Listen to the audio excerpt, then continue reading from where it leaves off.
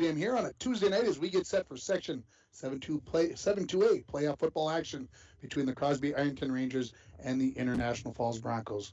Tim Ringhofer joined by George Frake, also by Randy Anderson and Dwayne Etienne on the producing of the video side of it. We're happy to have you along here this evening on a breezy, chilly evening in International Falls. The sun is still shining. In about, I'm going to guess maybe a half hour, we're not going to have that. And then the temperatures are going to change, drop a little bit. But George, you and I and Dwayne, we're going to be sitting here in the Lambert Water Wells broadcast booth. So we're going to be nice and warm. And welcome to our visitors listening down in the Crosby Ironton area on KFGI at Skeeter 101.5. We're happy to have you along. We enjoyed the broadcast last week up here, and so we're turning around and doing the same back for you guys. And George, this is a game between two teams that met just 6 days ago. That's sometimes is good and sometimes is bad. Well, they always said it's hard to beat a good team twice in a row, and it really is. The coaches have had plenty of time to make adjustments on both sides, but this is going to be a little bit different matchup than the last time, and I think I see a pretty good game. Well, I think it's going to be a very close game. I agree with you there. I think the biggest thing is injuries at this time. We're watching our number 58, Gavin Lovis, who got hurt a couple of weeks ago against Rush City, hobbling out onto the field. I know you were very high on their quarterback from Crosby Ironton, number 12, Ashton Hahn, and he's not even going to be dressing tonight. So injuries are going to play a part in this ballgame. Well, it's that time of year, and the injuries do come on. It's oftentimes the most successful team is the one that survives. Yeah, these two teams have played over the years quite a bit. Last year in the playoffs, it was CI who prevailed right here on this field in what would have been considered the Section 7-2A semis. There was only 3 teams in the tournament last year with all the COVID restrictions, and it was a 38-22 win for CI here on this field last year. Of course, the Broncos won last week 20-6. So overall, the Broncos are 14-3 all-time against Crosby. 3-1 in the playoffs, so the advantage goes there. But George, I'm going to ask you a question. This is an unfair question. Sure. Before the Broncos beat Crosby last Wednesday, what year was the last time the Broncos beat Crosby Ironton? Ooh, that has to go back to a former head coach that we talk about a lot. I'm in maybe like 2013, maybe. Ooh, 20. How about let's go 2004. 2004 was the last time that the Broncos beat Crosby prior to last Wednesday, and it was 3 wins in a row for Crosby. That's all they had played between 2004 and That's 2020 amazing. was only 3 times. Wow. And so I'm going to take a look out here and see the flip of the coin. They've done it, and see who is going to be receiving. It's going to be Crosby Ironton that is going to be receiving the opening kickoff, as the Broncos will kick left to right. That is actually with the wind, which is the right way that they should be doing that. You wouldn't want to be kicking into the wind at this point. The Broncos come in with 2 wins on the season, 2-6. Crosby Ironton comes in 1-6. This is the 4-5 matchup, and we talked about the game from last week. George, what did you come out of the game from last week? What did you see? Well, the teams were actually pretty well even matched, but there's no doubt about it that Ben Glowak and Tristan Thompson has made a lot of difference, particularly defensively. And so I think that Crosby was only able to put up 8 points, and I think the key on that was playing hardcore defense. Yeah, and obviously Crosby had 3 turnovers in the game. Those were in some costly areas, and of course that's maybe we aren't going to have to worry because there's not as much rain, but the cold weather definitely could have an effect in this game. You're listening to the Hometown Hobby and Crafts pregame show here. Hometown Hobby and Crafts has yarn, fabric, stencil art, and baking supplies to prepare for fall and the upcoming holidays. They also have a large selection of puzzles and board games. Hometown Hobby and Crafts at 327 3rd Street in downtown International Falls, or give them a call at 283-2211. We're going to take a 1-minute timeout here, and then we're going to come back with the interview I did with the head coach of the International Falls Broncos. Set that instead. You're listening to the pregame show right here on K104 in International Falls and on Skeeter 101.5 in the Brainerd Lakes area. Northland Sales and Service in the Falls is bursting at the seams with a great selection of furniture, including couches, love seats, recliners, and bedroom furniture. Plus, Northland Sales and Service has a large selection of appliances and mattresses for you to choose from. And if you need it right away, there's no waiting. You can take it with you or have it delivered. And financing is easy too by simply texting 41806. See what's new today at Northland Sales and Service, downtown International Falls, or visit their website northland.ifalls.com. Borderland Engraving would like to congratulate the International Falls Broncos and all area fall sports teams on a great fall season. Let Borderland Engraving help you with your seasonal gift ideas or even with your fundraising ideas. Bulk discounts available for case quantity orders. Visit me on Facebook. Just search for Borderland Engraving. Borderland Engraving in the Northland Sales Building, downtown International Falls. Welcome back to the pregame show, joined by head coach of the International Falls Broncos, Seth Edestead. Coach, a 20-6 win on Wednesday. Give us your thoughts on how the game went in wet Crosby. It was wet down there. Just poor weather. Everything was soaking wet. We were just discussing, before this, not very many passes during the course of the game. It was all on the ground. They made more mistakes than us, and we walked away with the win. Yeah, it was one of those things that we were both surprised at the statistics when we added them up over the weekend. The Broncos ended up with about 103 yards of offense. Crosby with about 140 some. So you get outgained. Same number of first downs for both teams with 8. Yet you guys win by 2 touchdowns. It doesn't add up. It was turnovers. They made some mistakes. With all due respect, I think they outcoached themselves a little bit. They had bodies going in and out, rotating, a couple injuries on their side of the ball, so they had a few delay of games. But really what stood out to me, we had some great special teams play, flipping the field, putting us in good position. So now you get a chance to play them again here tonight. What's kind of the number one thing that you're concerned about after you come off of playing a team just 6 days earlier? Now you're playing them to go on to the next round of the playoffs. Treating them like a brand new team. We joked about it on practice over the weekend and late last week. We're not playing Crosby. We're playing Ironton, a whole new team. We haven't seen them before. But if we go into it with that mindset, I think we're better off than going in like it's a repeat. Do you worry in 6 days that they could try to change something major offensively or change something major defensively? Or is it something that you feel like you've seen so many different things already this year on both sides of the ball that you guys should be able to adapt if they change something? Well, over the course of the season, they were about 50-50 pass run. With it being as wet as it was, everything was on the ground for both sides. So I expect us to want to open it up to the air offensively for us. And then for them, I expect a lot more passing out of them. Hopefully we're prepared for that. And that's what we expect. I mean, throw in a handful of trick plays because they have nothing to lose. So a couple of those, we just got to stay on our man and be ready. They came with so many different formations. You talked about this a little earlier, moving personnel around, the Wildcat, non-Wildcat, shotgun, under center, other things.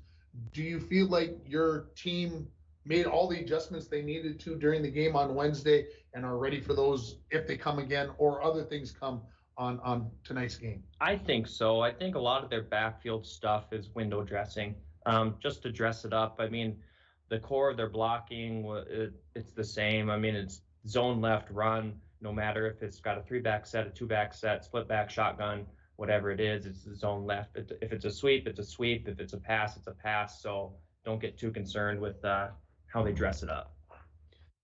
Number one thing your team has to take care of tonight, Coach, to advance in the Section 7-2A playoffs. Turnovers. Let's control the game by capitalizing on turnovers. Protect the ball, and score when we're under the 20. How big would a win be tonight in the playoffs? It seems like something the Broncos have struggled with over the past few years, getting that W in the playoffs. 2011. Have you did the math already? You did the investment. Well, I got a couple of my peers, my assistant coaches, were on that team. Coach Jake Edestead and Coach Brandon Barris were on that team the last time we won.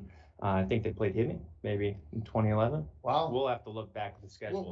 We'll have to do it officially. Can we trust those guys? I don't know. Last 5 years or so, we've been blessed enough to get a home playoff game that's been huge. To win one at home, I'd be ecstatic. Let's bring good energy and positivity, and we'll get a win. Coach, thanks for the time. Good luck. Thank you. That is head coach Seth Edison of the International Falls Broncos, and he was off by 1 year. The Broncos actually beat Virginia in 2012. That is the last time the Broncos have a playoff win, and of course, they've had home games the last 3 years. This is the 4th year in a row they're going to have a playoff game, so usually that obviously means you're higher seeded, and of course that builds the frustration that the Broncos haven't been able to get a win for the last couple of years. No, that's true, and you know, maybe, I mean, all these bad streaks are meant to be broken as well. And so it would be a good time to do it tonight. We're going to take another break here on the Hometown Hobby and Crafts pregame show, and we'll take a 1-minute timeout, and then we'll come back with the interview I did with the head coach of the Crosby Ironton Rangers, Ryan Searstead. You're listening to the pregame show on K104 in International Falls and on Skeeter 101.5 in the Brainerd Lakes area. As the days get shorter, that means colder weather is on the way. Now is the time to start thinking about your propane essentials for the upcoming winter. Whether it be for your home, hunting shack, or fish house, Lakes Gas offers great pricing contract options with their pre-buy budget programs. Family owned and operated for over 60 years, Lakes Gas is among the largest providers in the Midwest. For prompt, dependable service, choose Lakes Gas Company. For more information on their available programs, contact Lakes Gas at 283-3035 or find them online at lakesgas.com. At Packaging Corporation of America, we're proud to sustainably manufacture America's top-selling brand of paper right here at our International Falls Mill.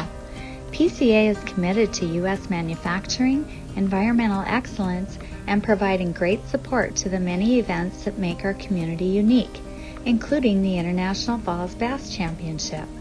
At Packaging Corporation of America, we make more than paper. We make a difference.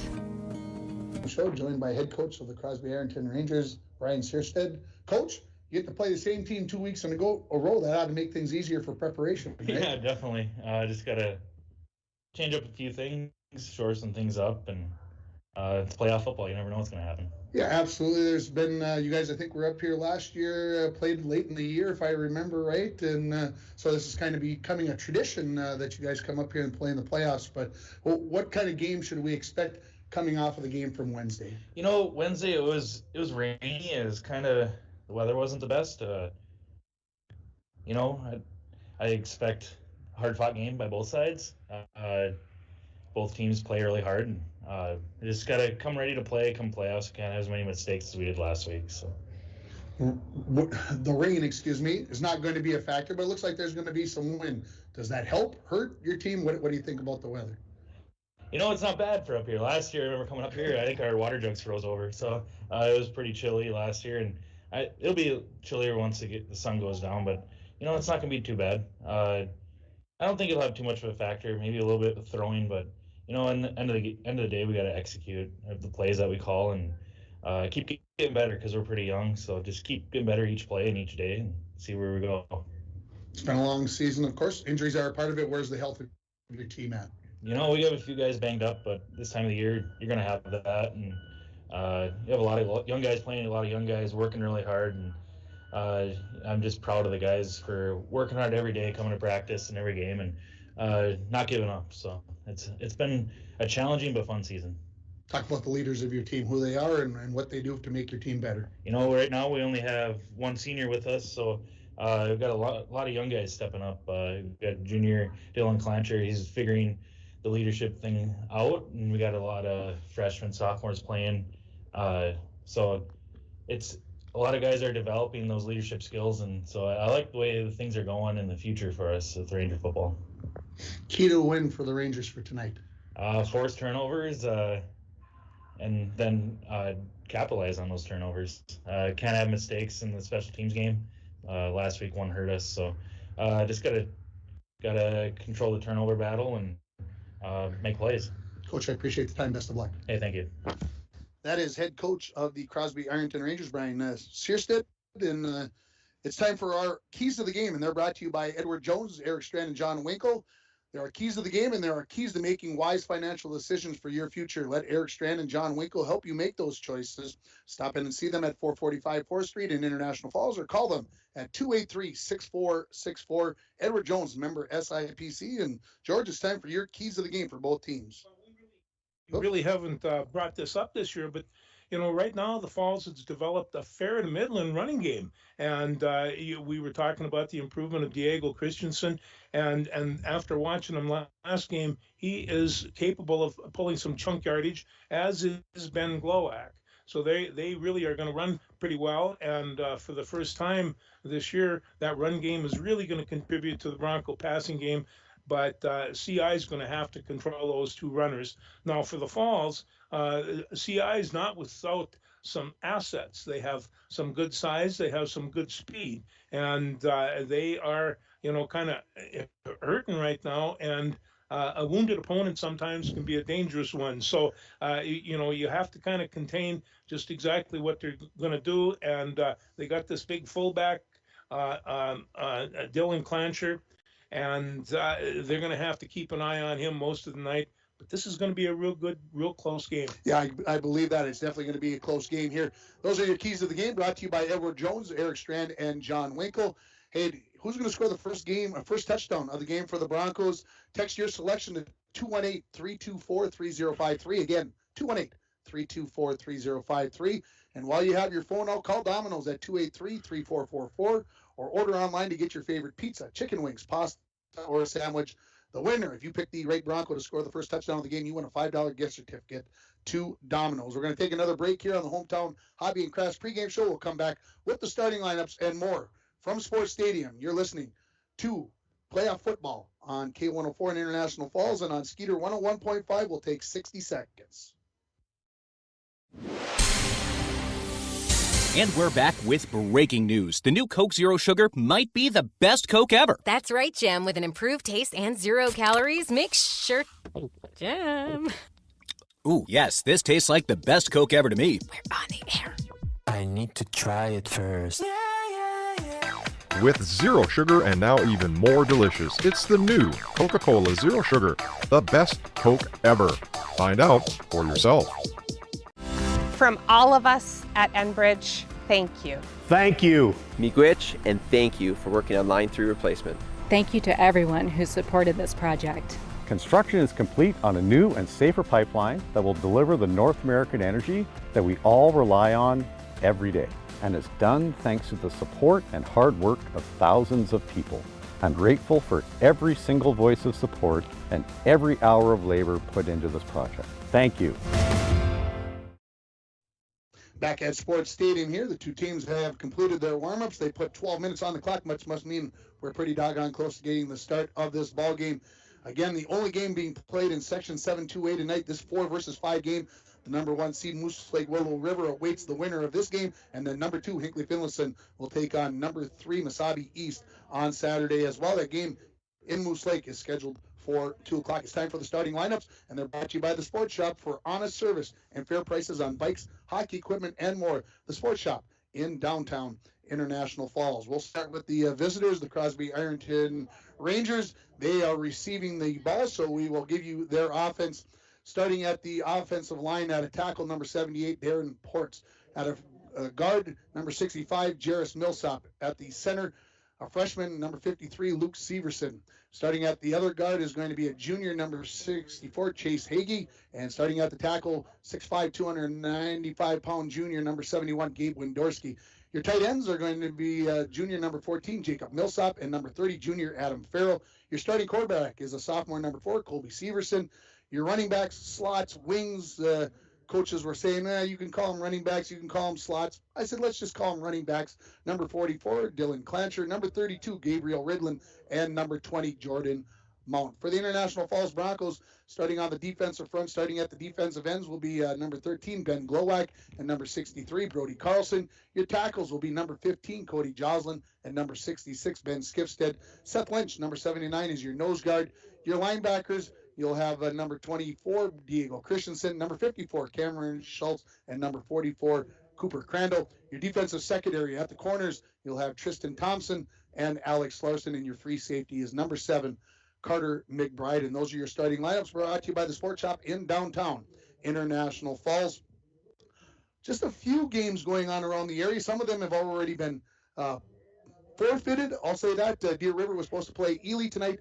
That game has been forfeited in Class A. Also, the number 2 versus number 7 game, Northwoods versus East Central. East Central has forfeited the win to Northwoods. The other games going on in Class A tonight, Chisholm versus Bram and Barnum versus Mille Lacs. In 2A, again, we mentioned this is the only game. In 3A football tonight, you've got Greenway Nashwauk Keewatin versus Rockridge. Boy, that's an old-time Evelyn, Virginia versus Greenway Nashwauk Keewatin there.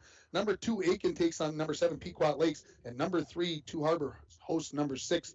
Hitting, no games going on in 5 9-man as there's only 4 teams available there.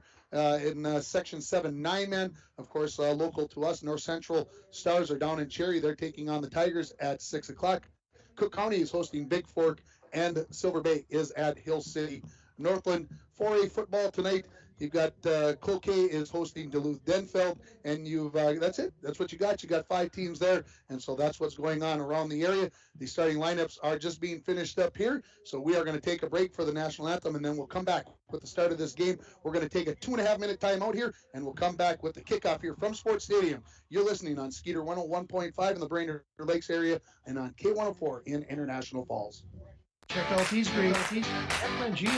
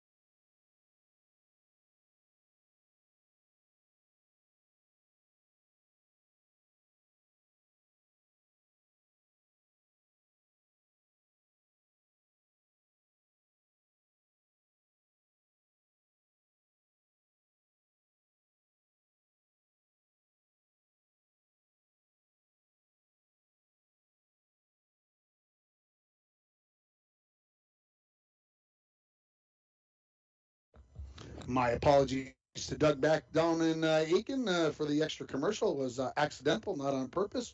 And my apologies again. Happy to have everybody along down in the Crosby Ironton range area on Skeeter 101.5. Everybody here up in the falls.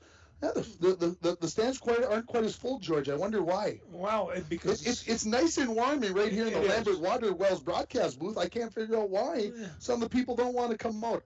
Randy, you want to maybe tell us why we're happy and you're maybe a little sadder? Well, I'll tell you what. It's probably 15 to 20 mile an hour southeast wind down here, and it's a cool one. And I anticipate that field position is probably going to be a big part of this game. Absolutely. Cameron Schultz getting ready to kick it off here for the International Falls Broncos. They will kick it left to right. The Broncos in their home purples with gold and white trim. The Crosby Ironton Rangers in their road whites with maroon trim. We are getting set here again. As I mentioned, Cameron Schultz is going to send it deep, and back deep is going to be Carter Decent.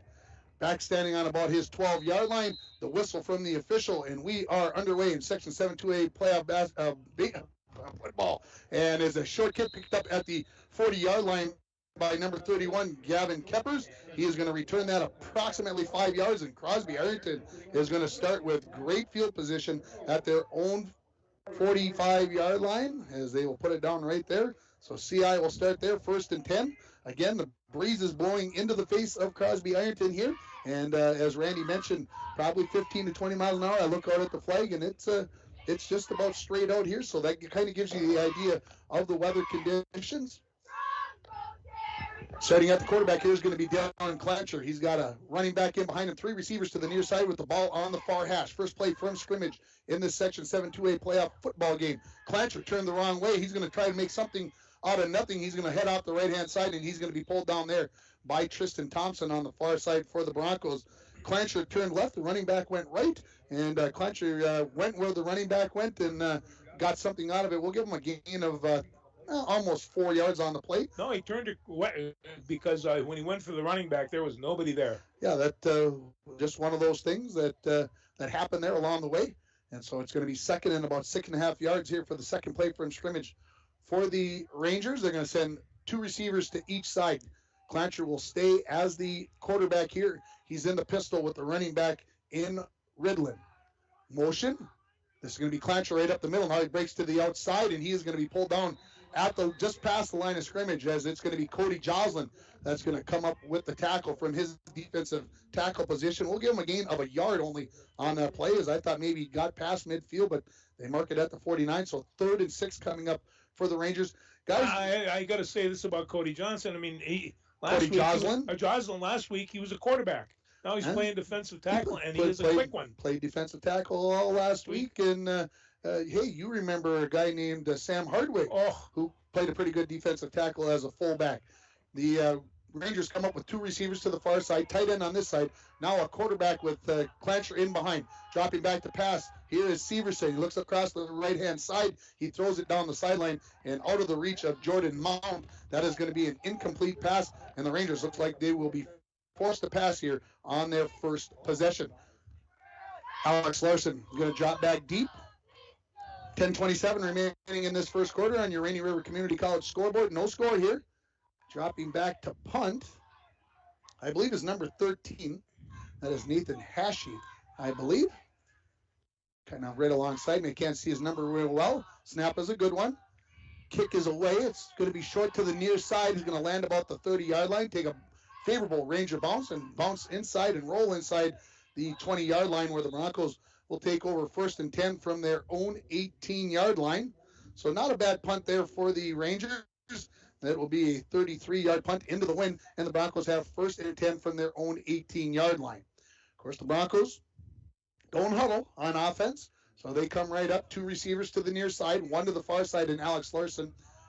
Your quarterback is number 13, Ben Glowak. He's got 2 running backs in the backfield with him, Christensen to his right and Cooper Crandall to the left. We'll get through the offensive line here in a moment. Glowak trying to get the Rangers to jump offside, but they stay right where they need to be. The snap, handoff, is to Christensen. He goes off the left-hand side. We'll give him a gain of about, we'll give him 3 yards on the play, and it'll be 2nd and 7 for the Broncos. Your offensive line for the Broncos: Seth Lynch, Bennett Smith, Cameron Schultz, Braden Skifstead, and Brody Carlson. Here come the Broncos on 2nd and 7 from the 21-yard line. Just under 10 minutes remaining in this first quarter. Handoff this time. Again is to, this is to Cooper Crandall, number 44. He tries to come off the right-hand side. Short gain, we'll call it a gain of 1, now 3rd and 6. So similar type plays for both teams. They gained 3 on first down, 1 on second down. So 3rd and 6 coming up for the Falls from their own 22-yard line. Ezra McGonigal and Tristan Thompson are the receivers to the near side. Alex Larson, the receiver, to the far side. Two running backs in the backfield. Glowak looks over the situation. 3rd and 6. Takes a snap from Schultz. Looks right. Throws over to the corner looking for Thompson. Thompson's got, right in the hands and out. And if he catches that ball, he's got some green grass in front of him. But it will be an incomplete pass as well on 3rd down, just like the Rangers had. And it looks like it's a punting situation here for the Broncos from their own 22-yard line. Yeah, Evan Rydberg did a really nice job. I mean, it was a classic clinic tip. So the Rangers are going to drop back number 18. Here's Carter Decent back to about midfield. Cody Joslin will do the punting here for the Broncos. He's standing on his own 10. Takes the snap. It's a good one. Gets the kick away. Lands about the 45. Rolls decent. Picks it up at the 50. He heads to his right. Turns north and south. And Cameron Schultz will bulldog him to the ground at about the 40-yard line. So a punt of 28 yards. And a good return of 10 yards for Decent. And Crosby Ironton has great field position as they are going to start 1st and 10 at the Bronco 40-yard line. 9:01 remaining in this first quarter. No score on your Cuyuna Regional Medical Center scoreboard. We'll see what the Rangers come up with here on their first play. It looks like Clancher is going to take the play into the huddle, so we'll see if he means he's going to be the quarterback. That's usually kind of the way sometimes things work. And it is going to be Clancher at the quarterback. Alongside of him is going to be Ridlin. Matter of fact, right behind him, 3 receivers to the far side, 1 to the near side. Clancher barks out the signals, coming in motion. Now 2 receivers each side. Fake the pitch. Clancher now is going to try to make something out of nothing. He's going to be dragged down by Joslin after a 1-yard gain on the play. Looked like Clancher wanted to pitch that out and then saw maybe that the Broncos had that pitch covered. So he decided to pull that back in, and he gets a gain of 1 yard. He'll bring up 2nd and 9 for CI at the Bronco 39-yard line. Again, happy to have you along on Skeeter 101.5 in the Crosby Ironton area. And, of course, here at home, K104 in International Falls. Rangers come up to the line of scrimmage. Same formation as the last time. 3 wide receivers to the far side. Millsop is the wing. Clancher barks out the signals. They're going to try a little option. Clancher just says, I'm putting my head down and getting what I can. He's going to get about 2 on the play. And right at the tackle and Cody Joslin, Seth Lynch also there. Coming up was linebacker Diego Christensen. We'll give him 2 yards, and we will call it 3rd and 7 now for CI. And you would suspect that this is 4-down territory, right, for the Crosby Ironton Rangers? There's not much doubt about that. So CI in the huddle. They break it, come up to the line. Clancher remains the quarterback. Ridlin right behind him. 2 receivers to the near side, 2 to the far side. Ball right about in the middle of the field. Takes the snap. Clancher looks like he's going to do a little play action pass. He throws it into the flat. He's going to be caught there by Jordan Mount and tries to break a tackle. And he's finally going to be dragged down inside the 25-yard line. It's enough for a 1st down for the Rangers. And that's the first down of this ball game as Clancher faked the pitch and then threw a dart right into the hands of Jordan Mount. That's good for, we'll call it 13 yards. And it is 1st and 10 at the Bronco 24-yard line for CI. 7:25 and counting remaining in this first quarter. No score on your Rainy River Community College scoreboard. Clancher remains the quarterback. 3 receivers to the far side of the field. The ball on the far hash. Clancher barks out the signals. Takes the snap. Turned the wrong way again. Clancher breaks a couple of tackles in the backfield. Now he's into the secondary level. Looks like he may have enough for the 1st down as he's pulled down by Joslin and Alex Larson, it looks like to me, on that play. But again, looks like to me like Clancher turned the wrong way. We'll give him a gain of 8 yards on the play, and it's going to be 2nd and 2. I thought he was a little bit further than that, but long ways to the far side of the field. So 2nd and short coming up for Crosby. That opens up the playbook. You got a lot of things you can do here on this play. They'll bring 3 receivers to the near side of the field now as Clancher remains the quarterback. Clancher looks to take this all the way. He's going to be pulled down by number 13, Ben Glowak, and this is going to be, I believe, just short of the 1st down. We'll see where the officially gets marked, and they put it right on top of the 15-yard line. So he was inside of the 25-yard line, so it's going to bring up 3rd and 1 for the Rangers from the 15-yard line. We'll go under 6 minutes remaining in this first quarter. Still no score on your Cuyuna Regional Medical Center scoreboard. 2 receivers. 3 receivers now to the near side as Millsop becomes the wing on the near side. Clancher turned the wrong way again. Let's see if he can make something out of nothing, and he is going to get thrown for a loss on that play. So it's going to bring up 4th and about 1 yard. And I'm going to assume that he's turning the wrong way, George. Yeah, I think he is, because there is no running back there. So a loss of a yard, going to bring up 4th and 2 for CI now.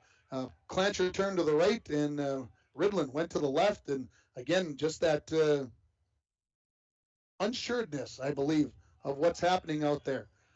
So now, in at quarterback is Severson. In behind him is Clancher, 4th and 2. They're going to try to run a little option. Severson's going to keep it. And man, is this going to be close. This is going to depend upon the spot, folks. Running in from the near side. If I look at the official on the near side, I think he's got enough. But this, I think they're going to have to measure. We'll see what the referee, Mr. Vaki, thinks. He says first down. He says enough. Down. I don't even need to bring the chains out, and it's 1st and 10. So the quarterback, Severson, I thought for sure was going to pitch that ball to Clancher, but he turned that one up inside and got the first down for Crosby Ironton. Crosby breaks the huddle.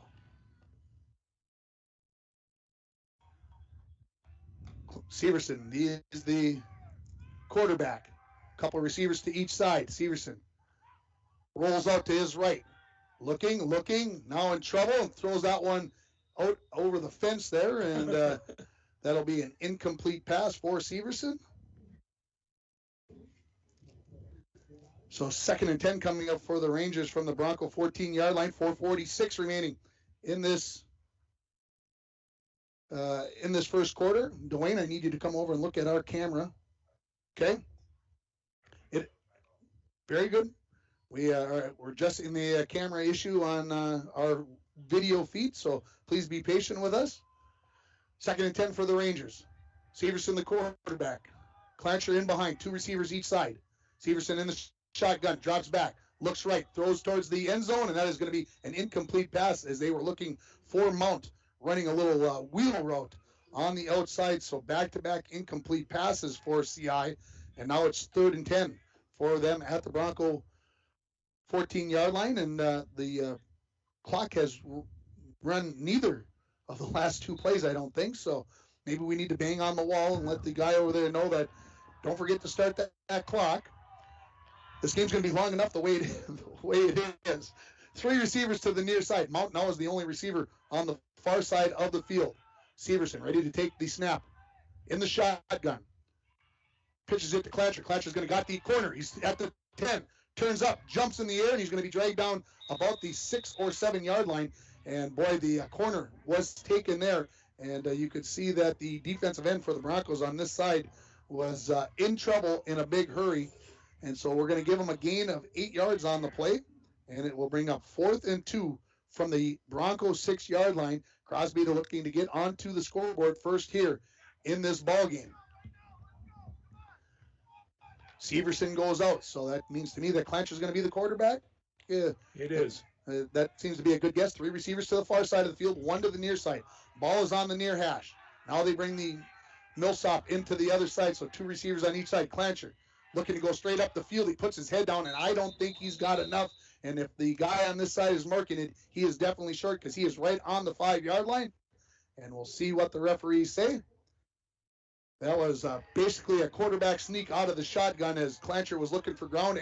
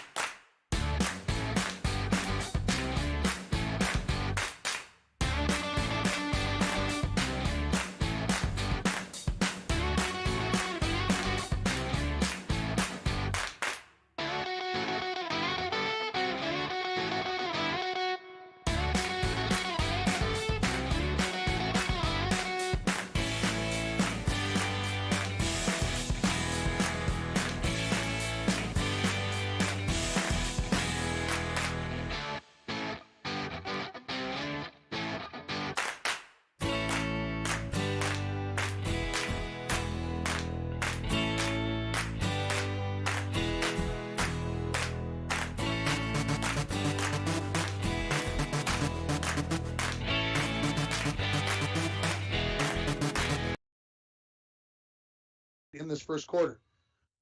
His handoff is to Christensen, and he is bulldogged in the backfield by number 32. That is Gabriel Ridlin, who is going to throw Christensen for a loss of, well, nearly 3 yards. We'll call it a loss of 2. And it brings up 3rd and 7. And Ridlin, the linebacker for CI, was not at all surprised by that play call from the Broncos. Now 3 receivers to the far side. Again, Tristan Thompson singled up on the near side against Carter Decent. Glowak ready to take the snap, drops back, looks left. Now chased out of the pocket, he fumbles the ball, and who's going to cover it up? It looks like to me CI has it. It did look like that, and they do. At the 2-yard line, I don't know, Randy, did you see it? Did he just hit his knee with the football as he was running? And we've lost Randy there for a second. Anyway, the Rangers are going to take over 1st and goal from the about 3-yard line here as the fumble by Glowak.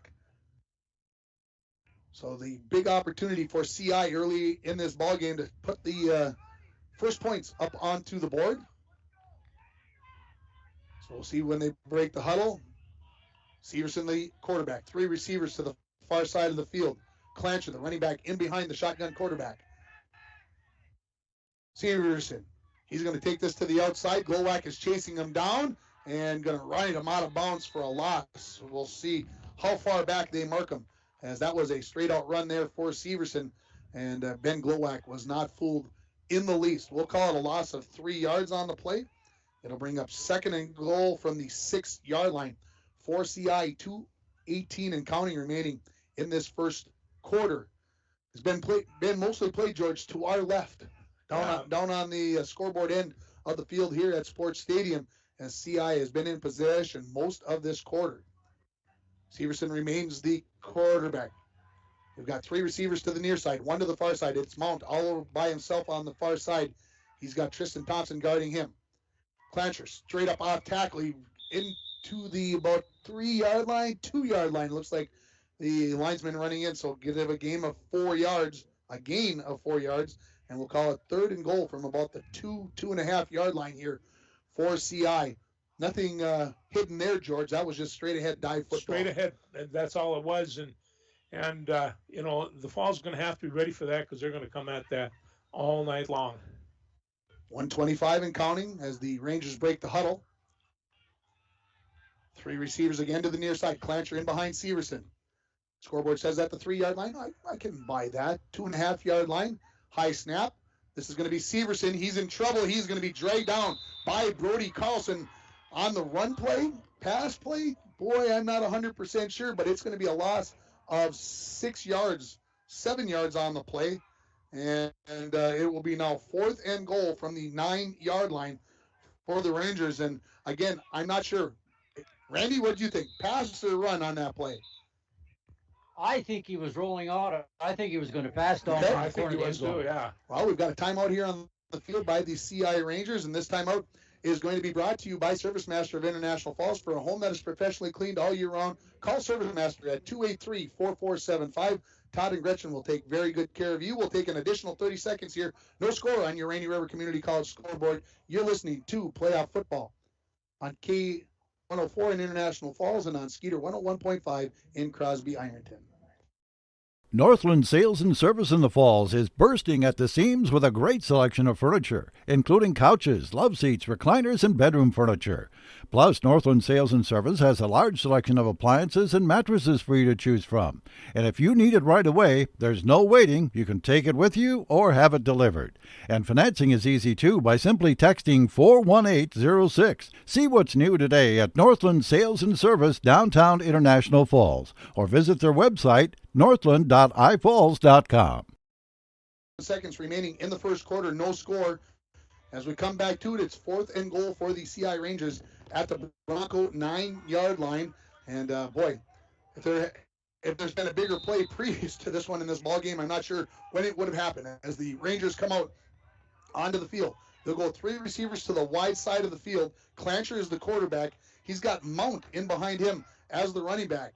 In motion now, coming across the formation. Clancher looking to throw, throws it down the middle, and it's over the head of number 14, Jacob Millsop. Pressured there by number 15, Cody Joslin, and the Broncos for the second time inside the 10-yard line, come up with a stop. Well, Cody Joslin right now is dominating that defensive line, and he's so quick and he knows what he's doing in that inside rush. So Joslin, the quarterback for pretty much the first six and a half games of the year, he steps into the slot. Glowacke the quarterback now. Christensen alongside of him as the Broncos have two receivers each side. 1st and 10 from their 9-yard line. 43 seconds remaining in this first quarter.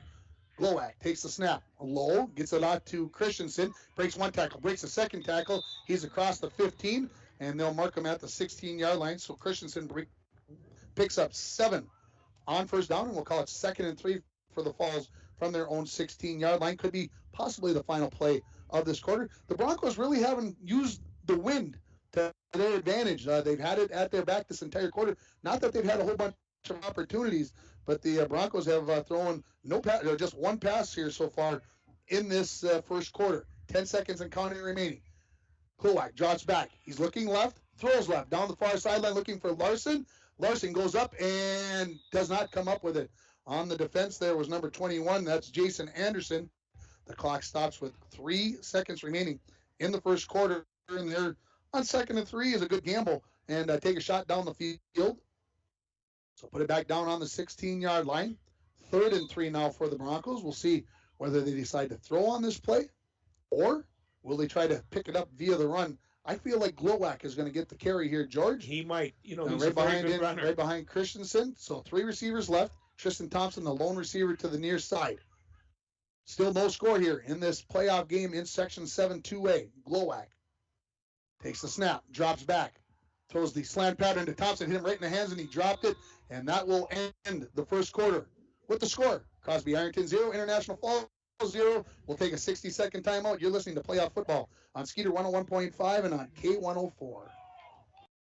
As the days get shorter, that means colder weather is on the way. Now is the time to start thinking about your propane essentials for the upcoming winter. Whether it be for your home, hunting shack, or fish house, Lakes Gas offers great pricing contract options with their pre-buy budget programs. Family owned and operated for over 60 years, Lakes Gas is among the largest providers in the Midwest. For prompt, dependable service, choose Lakes Gas Company. For more information on their available programs, contact Lakes Gas at 283-3035 or find them online at lakesgas.com. At Packaging Corporation of America, we're proud to sustainably manufacture America's top-selling brand of paper right here at our International Falls Mill.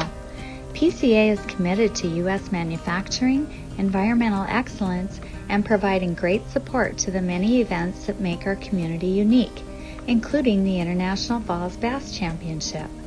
At Packaging Corporation of America, we make more than paper. We make a difference. At Sports Stadium, a couple quick updates. Rockridge and GNK 0-0 after a quarter, and Barnum is leading Mille Lacs 6-0. Randy, can you hear me down there? Randy, where are you at? Oh, there you are. I'm not hearing you, though. Well, there you are. Can you hear me now? I can hear you now. Okay. Can you hear me now? Good time for that quarter switch. We're going to get some yardage with this punt. That's a very good possibility. So here comes the punt from the Broncos. Cody Joslin is going to be standing on about his 4-yard line. Standing on he's moving back now. On the 40-yard line is going to be Jordan Mount. Now all the way back to the 45. Joslin has the snap. Gets the kick away. A low driver that's going to be caught at the 40. He fumbles it, and Mount is able to jump back on top of that. And right there to put the pressure on was the snapper on the play, the long snapper on the play, Cameron Schultz. So the punt of 27 yards, no return. Cameron's got some speed. He got down there fast. He can run for a lineman, not too bad. So 1st and 10 from the Bronco 43-yard line here for the Rangers. What do you mean run for a lineman? Just for a lineman. That's all I'm saying. There's no derogatory. I was a slow lineman, and he's pretty fast for a lineman. Yeah. So here come the Rangers, 1st and 10. Just underway here in the second quarter. No score on your Rainy River Community College scoreboard.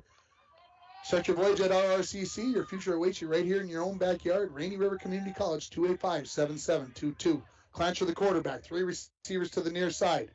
Clancher takes a snap.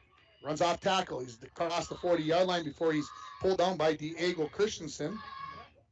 We'll give him a gain of How about 4.5 yards on the play?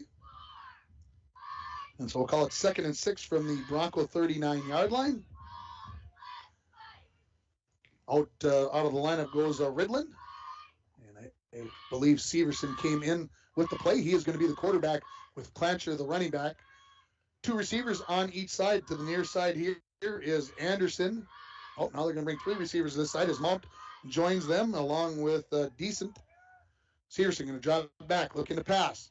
Rolling to his left. Now he's going to pull it down and run. He's back to the line of scrimmage. He's hit there by Carter McBride, who is the free safety, which scares me a little bit, George. Yes. That your free safety is tackling the quarterback 1 yard across the line of scrimmage. He's the free safety. There goes something with that a little bit. I think that he should be covering the deep pass, but maybe he was fooled on the play. And anyway, it's a gain of 1 officially for the Rangers, and they'll call it 3rd and 5. Hope the Rangers didn't see that. From the Bronco 38-yard line. There was a lot of open area over there, but I see Carter McBride playing the corner now. Alex Larson is playing the free safety. 3 receivers to the near side. Clancher back in at quarterback. Takes the snap. Fakes. Now he's going to try to throw it over the near side. It's caught at the 20-yard line there. Nice catch by Anderson, and he's going to be brought down at the 10-yard line. It's a gain of 28 yards on the play, and it's 1st and goal for the Rangers. Nope, call it 1st and 10. I thought they were going to put him inside the 10. They're going to put it at the 11-yard line here. So a gain of 27, and it's 1st and 10 for the Rangers at the 11-yard line. Clancher can throw kind of a bullet there. You can see it on the replay. It wasn't bad. Kind of gets it right up there by his ear. And it was a very nice catch. And flicks that ball. Here come the Rangers. Clancher remains the quarterback. 3 receivers to the far side. Mount is the receiver to the near side. Ball on the near hash. Clancher claps. Hands it off to Ridlin. He breaks a tackle. Now at the 5, and he's going to be brought down about the 3-yard line on the tackle by Cameron Schultz. And so the Rangers, again, inside the 10-yard line for the 3rd time in this ball game. We'll call it a gain. We'll call it a gain of 8 on the play, and it'll bring up 2nd and 2 for the Rangers at the Bronco 3-yard line. You would say it this way, George. 3rd time's the charm, right? Maybe for the Rangers, we'll see if the Broncos maybe say they can do it again the 3rd time to hold the Rangers inside the 10-yard line. Clancher the quarterback, 2 receivers each side. Clancher claps the hands. Hands it off to Ridlin right up the middle, and he is going to be stopped at about the half-yard line. I think it's enough for the 1st down, but he is not into the end zone, so we'll call it a gain of 2. And I'm going to call it 1st and goal at the 1, I believe, is what we are going to see.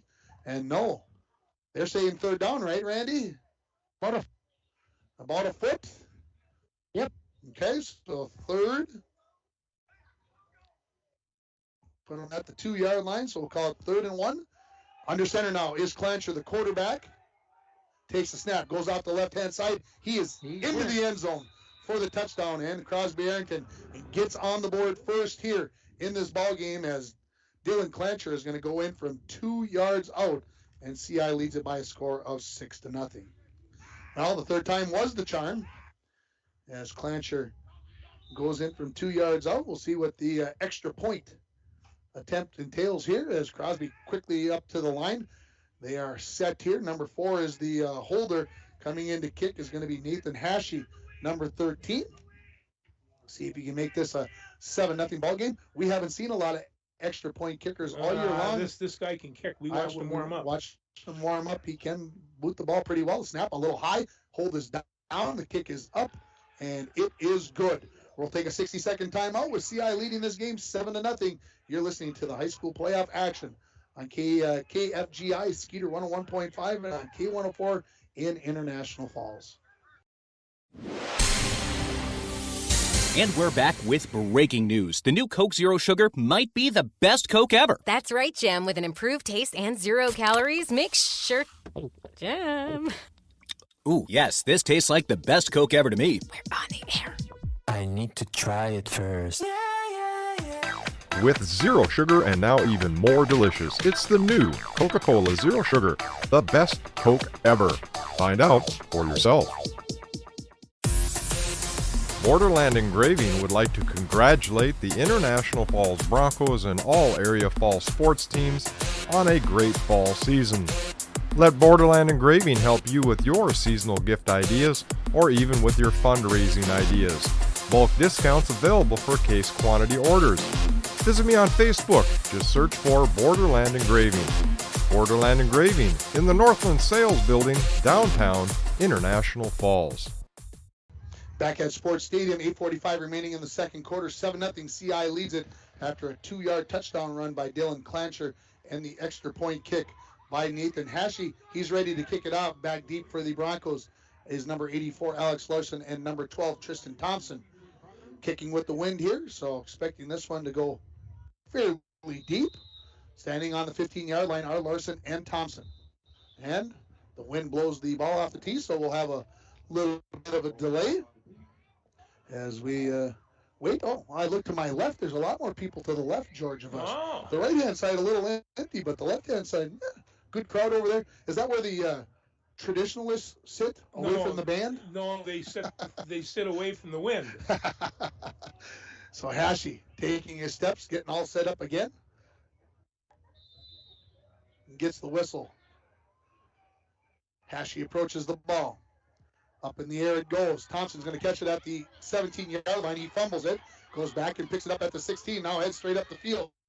Put that ball away as it was hanging out there like a loaf of bread. And coming up with the tackle is going to be number 62. That is David Ringhand. And the Broncos will start 1st and 10 at their own 25-yard line. So, again, the Broncos have not done a great job of catching kicks this year. I'm not sure exactly why that is, but they have struggled.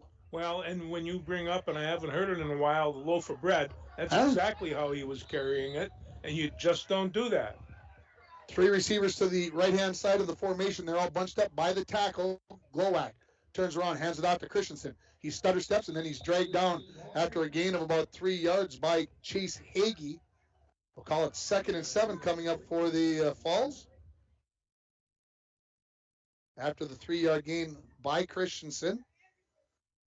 7-0. Crosby Ironton leads it finally on the 3rd time inside the red zone. The Crosby Ironton Rangers were able to break through. The Broncos have just been in minus field position all night long. Glowak has that 3 bunch receivers to the right-hand side again. Glowak, he's going to take this one and run it all by himself. He's got the corner, 30.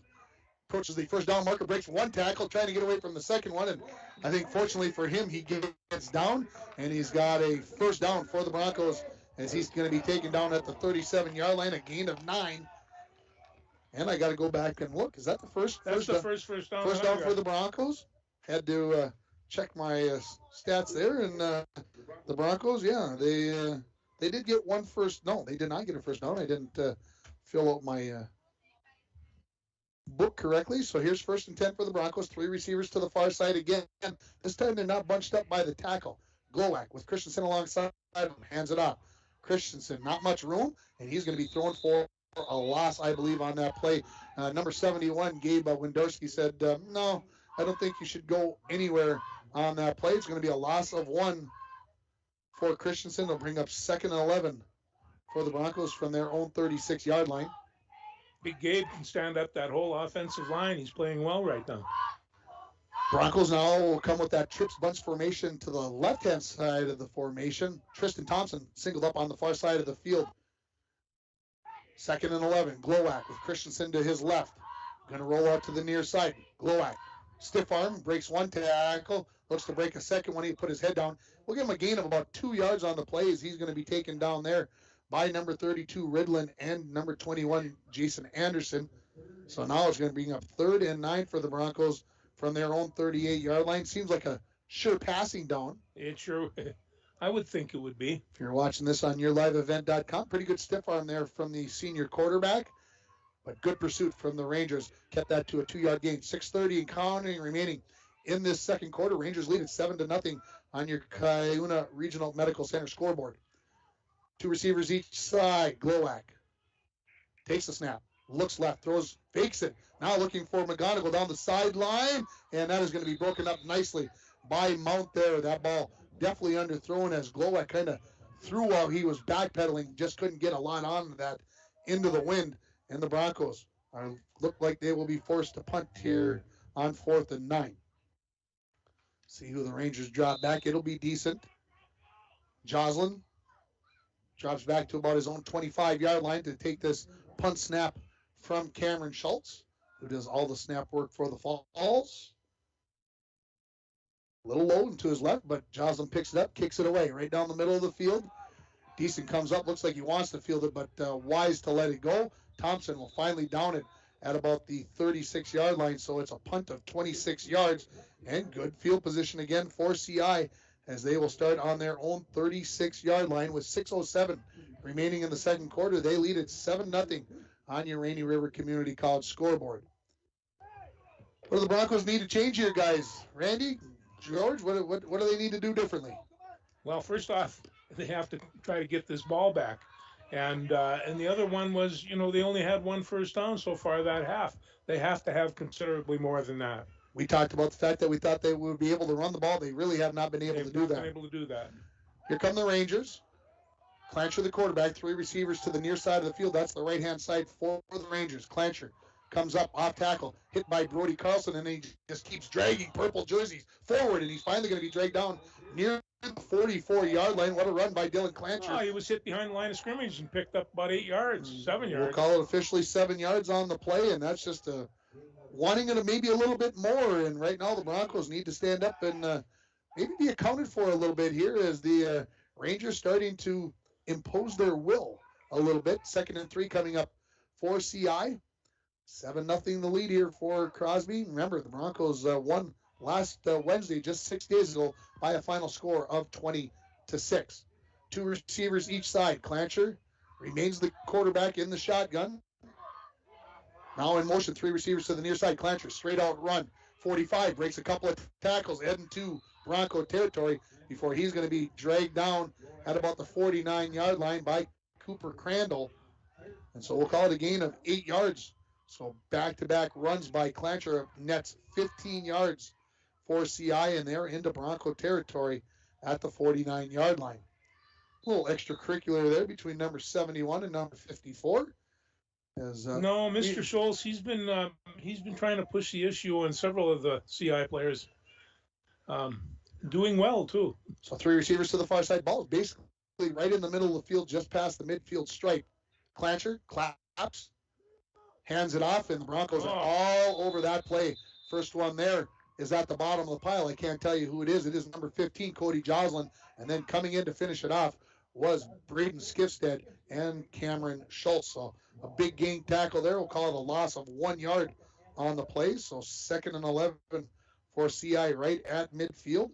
Cameron Schultz right now is on fire. He is going after everything. Well, and they're running to his side. They're trying to run behind Wendorski. More often the plays are being run to the CI right behind big number 71, and that is the side that Schultz is on. So lots of action going on. Two receivers, each side. Clancher in the pistol. Takes the snap. Takes the pitch.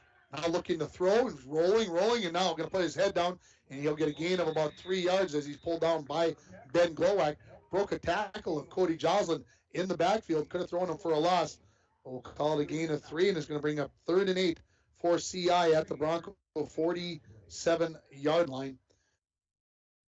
Well, you would think that this would be a sure passing down, but hey, a draw works pretty well. Maybe a screen here. I realize that's a throw, but we'll see what happens here on 3rd and 8. 3:30 and counting remaining in this second quarter. 7-0 CI leads it on your Cuyuna Regional Medical Center scoreboard. 3 receivers to the near side. 1 to the top of the screen. Clancher drops back. He looks right. Throws over the middle, and that is going to be too low for Millsop to catch as he was under a little bit of pressure there. And it'll bring up 4th and 8 after the incomplete pass. And it looks like the punting team coming out for CI as I see multiple players switching out. So heading back to field this punt is going to be Alex Larson, and I can hear on our crowd mic on the sideline on the 20-yard line. Hashi back to punt, and CI trying to get the proper number of players onto the field. I think some of them didn't realize that it was 4th down. Good snap. Hashie gets the punt away, and it's essentially blocked. He just dropped that ball too low. It hit the alignment at about the 47-yard line, and picking it up at the 45-yard line is going to be Cooper Crandall as the Broncos get their first big break of the ball game, as they are going to have 1st and 10 at the CI 45.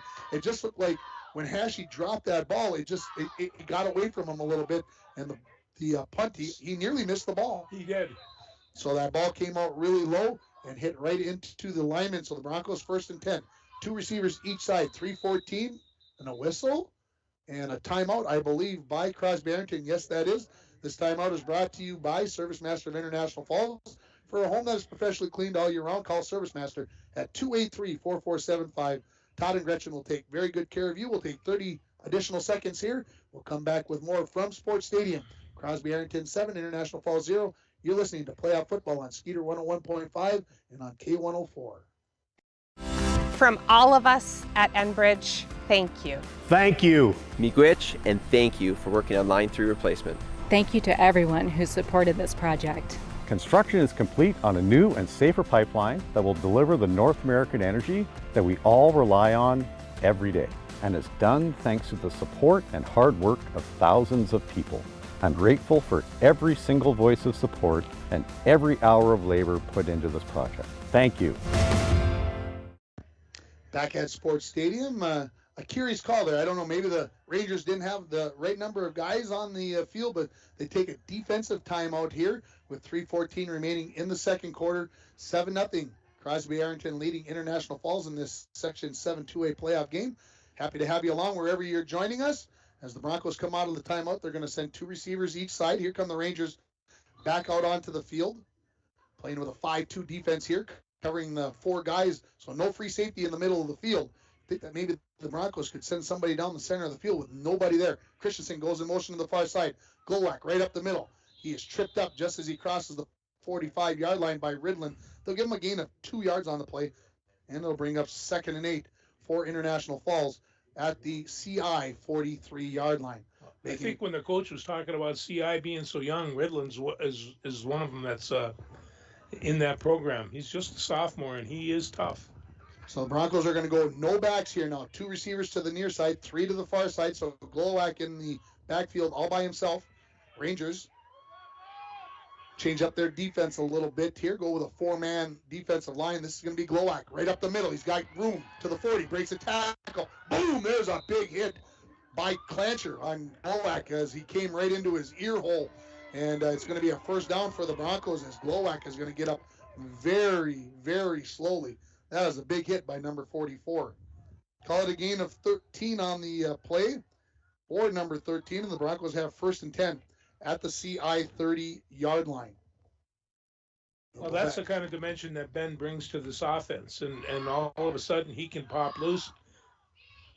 Again, same defense here for the Rangers. They now have a free safety in the middle of the field. This is a handoff to Christensen trying to get off the left-hand side, and he is wrapped up right at the line of scrimmage. The ball was pulled out well after the whistle was blown, coming up off the bottom of the pile there for Crosby Ironton, making the first touch there. Again, was Ridland. A gain of 1 for Christensen, so call it 2nd and 9 for the Broncos at the Ranger 29-yard line. Under 2 minutes now remaining in the second quarter. Broncos have all 3 timeouts remaining. CI has just 1. Broncos don't seem to be in too big of a rush here yet, but, tick, tick, tick, tick, as Chris Berman used to say. Now, 2 receivers each side. Glowak drops back, throws out to the flat, and he absolutely missed through that ball. That ball was about 4 yards out in front of Thompson, and so incomplete on the pass. Going to bring up 3rd and 9 now for the Broncos. Yeah, Ben kind of forced that one to the sidelines a little bit and got ahead of Tristan, but he can throw that pass. So here's 3rd and 9. Clock stop with 1:34 remaining in the first half after the incomplete pass. The Broncos are going to go empty here. 3 receivers to the right-hand side, 2 to the near side. Takes the free safety out of the middle of the field. Glowak looks right, now looks left, now ready to take the snap. Takes it, looks left. Going to throw it deep to McGonigal down the left-hand side. He's beyond there, but could not catch up with it. McGonigal about a step and a half short of that ball there. And I like the play call, but unfortunately just a little bit too long for going to go to run under it, and it'll bring up 4th and 9 for the Falls with 1:29 left in this second quarter. Did you see Cody Joslin wide open in the center of the field there? I did not see Cody Joslin wide open in the center of the field. I was keeping my eye on number 4. I saw the play developing. I knew where they were going with that one. So here comes a big play for both teams. Broncos trying to keep this drive going. CI maybe giving themselves a chance to score before halftime. 4th and 9 from the CI 29. Glowacz with 2 receivers each side. This is a reverse pass. Larson looking for Thompson. He's wide open at the 5. He catches it. He falls into the end zone. No, he's down at about the 1-yard line on the complete pass. So the wide receiver reverse pass, as number 84 is going to throw it to number 12, and they are going to put the ball at the 1-yard line. Randy, does it look like down there? Was that the way you used to teach that play? I never ran that play. I don't think I had that one in the playbook. They are going to put the ball down on the 1-yard line, so it's a gain of 28 yards, and the Broncos have 1st and goal at the 1-yard line, and CI is going to use their final timeout with 1:20 remaining in this first half, and this timeout is brought to you by Service Master of International Falls. For a home that is professionally cleaned all year round, call Service Master at 283-4475. Make sure you stay tuned for our Green Larson Mortuary halftime report.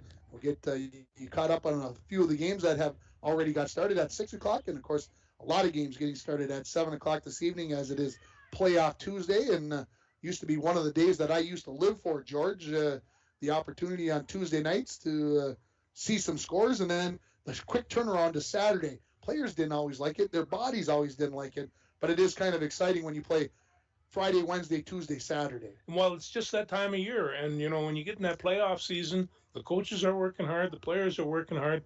I think they should just be happy that the weather's been holding out fairly well, and they're able to get their practices in. But yeah, this is this is pretty exciting time for both coaches and players. So the Broncos come up 1st and goal at the 1-yard line. 1:20 remaining in the second quarter. Broncos trail at 7-0. 2 running backs in the backfield with Cooper Crandall and Christensen. They're going to bring Thompson in tight on the far side with that trips bunch formation.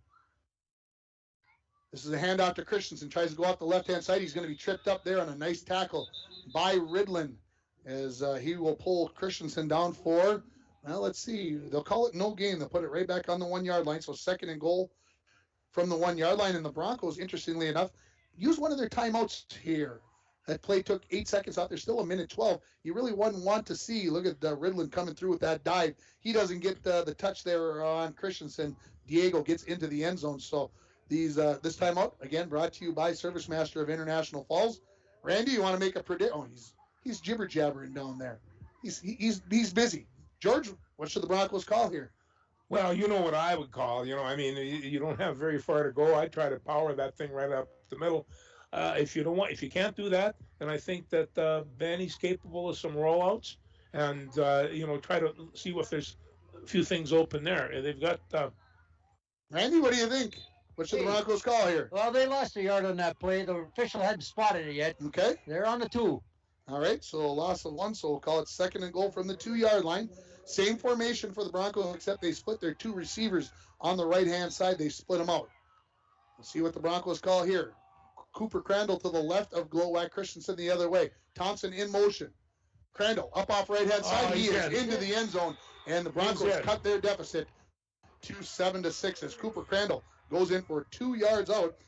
And now we'll see if what the Broncos do with their 2-point conversion here with 1:09 remaining in the quarter. Nice little wrinkle in that play. Yeah, the motion getting the linebackers thinking something else, right? Yeah, that jet motion, and for Cooper to come back the other way. Oh, that was a nice play. So Broncos a chance to take the lead here as they trail 7-6 on your Rainy River Community College scoreboard. 2 receivers to the far side. Again, 2 running backs in the backfield with Glowacz. Christensen and Glowacz having a conversation. Now Glowacz looks back over, wants to make sure he's got the signals right on this very important 2-point conversion. And the Broncos are going to take a timeout. We'll take 30 seconds as well. We'll come back with the 2-point conversion. You're listening to Bronco and Ranger Playoff Football on K104 in International Falls and on Skeeter 101.5 in the Crosby Ironton area. From all of us at Enbridge, thank you. Thank you. Miigwech, and thank you for working on line 3 replacement. Thank you to everyone who supported this project. Construction is complete on a new and safer pipeline that will deliver the North American energy that we all rely on every day. And it's done thanks to the support and hard work of thousands of people. I'm grateful for every single voice of support and every hour of labor put into this project. Thank you. Back at Sports Stadium, quick update from Cherry. Cherry Tigers leading the North Central Stars 20-0 after the first quarter. As the number 3 seed, and I say surprisingly the number 3 seed Cherry Tigers, after their loss last week at Cook County, dropped out of that number 2 seed down to number. Actually, if they would have won that game, they could have been the number 1 seed. They actually dropped 2 seeds there. So as we come out of the timeout here for the 2-point conversion, the Broncos stay with that formation that they had with 2 receivers to the right, 1 receiver and Alex Larson to the left, as the Rangers come out onto the field for this 2-point conversion. Glowacz remains in the shotgun here for the Falls. We've only seen, one play with the quarterback under center. That was Clancher on the 2-yard touchdown run for CI earlier this quarter. Glowacz talks to Crandall, now gets ready to take the snap. Going to throw it to Crandall in the flat. He's going to try to get to the corner, and Crosby Ironton all over that as Mount and number 27, that is Rydberg, were right there. So the 2-point conversion fails, and the Rangers remain with a 1-point lead here at 7-6. We'll take a 60-second timeout. We'll come back with the kickoff. You're listening to Bronco and the Ranger playoff football on Skeeter 101.5 and on K104.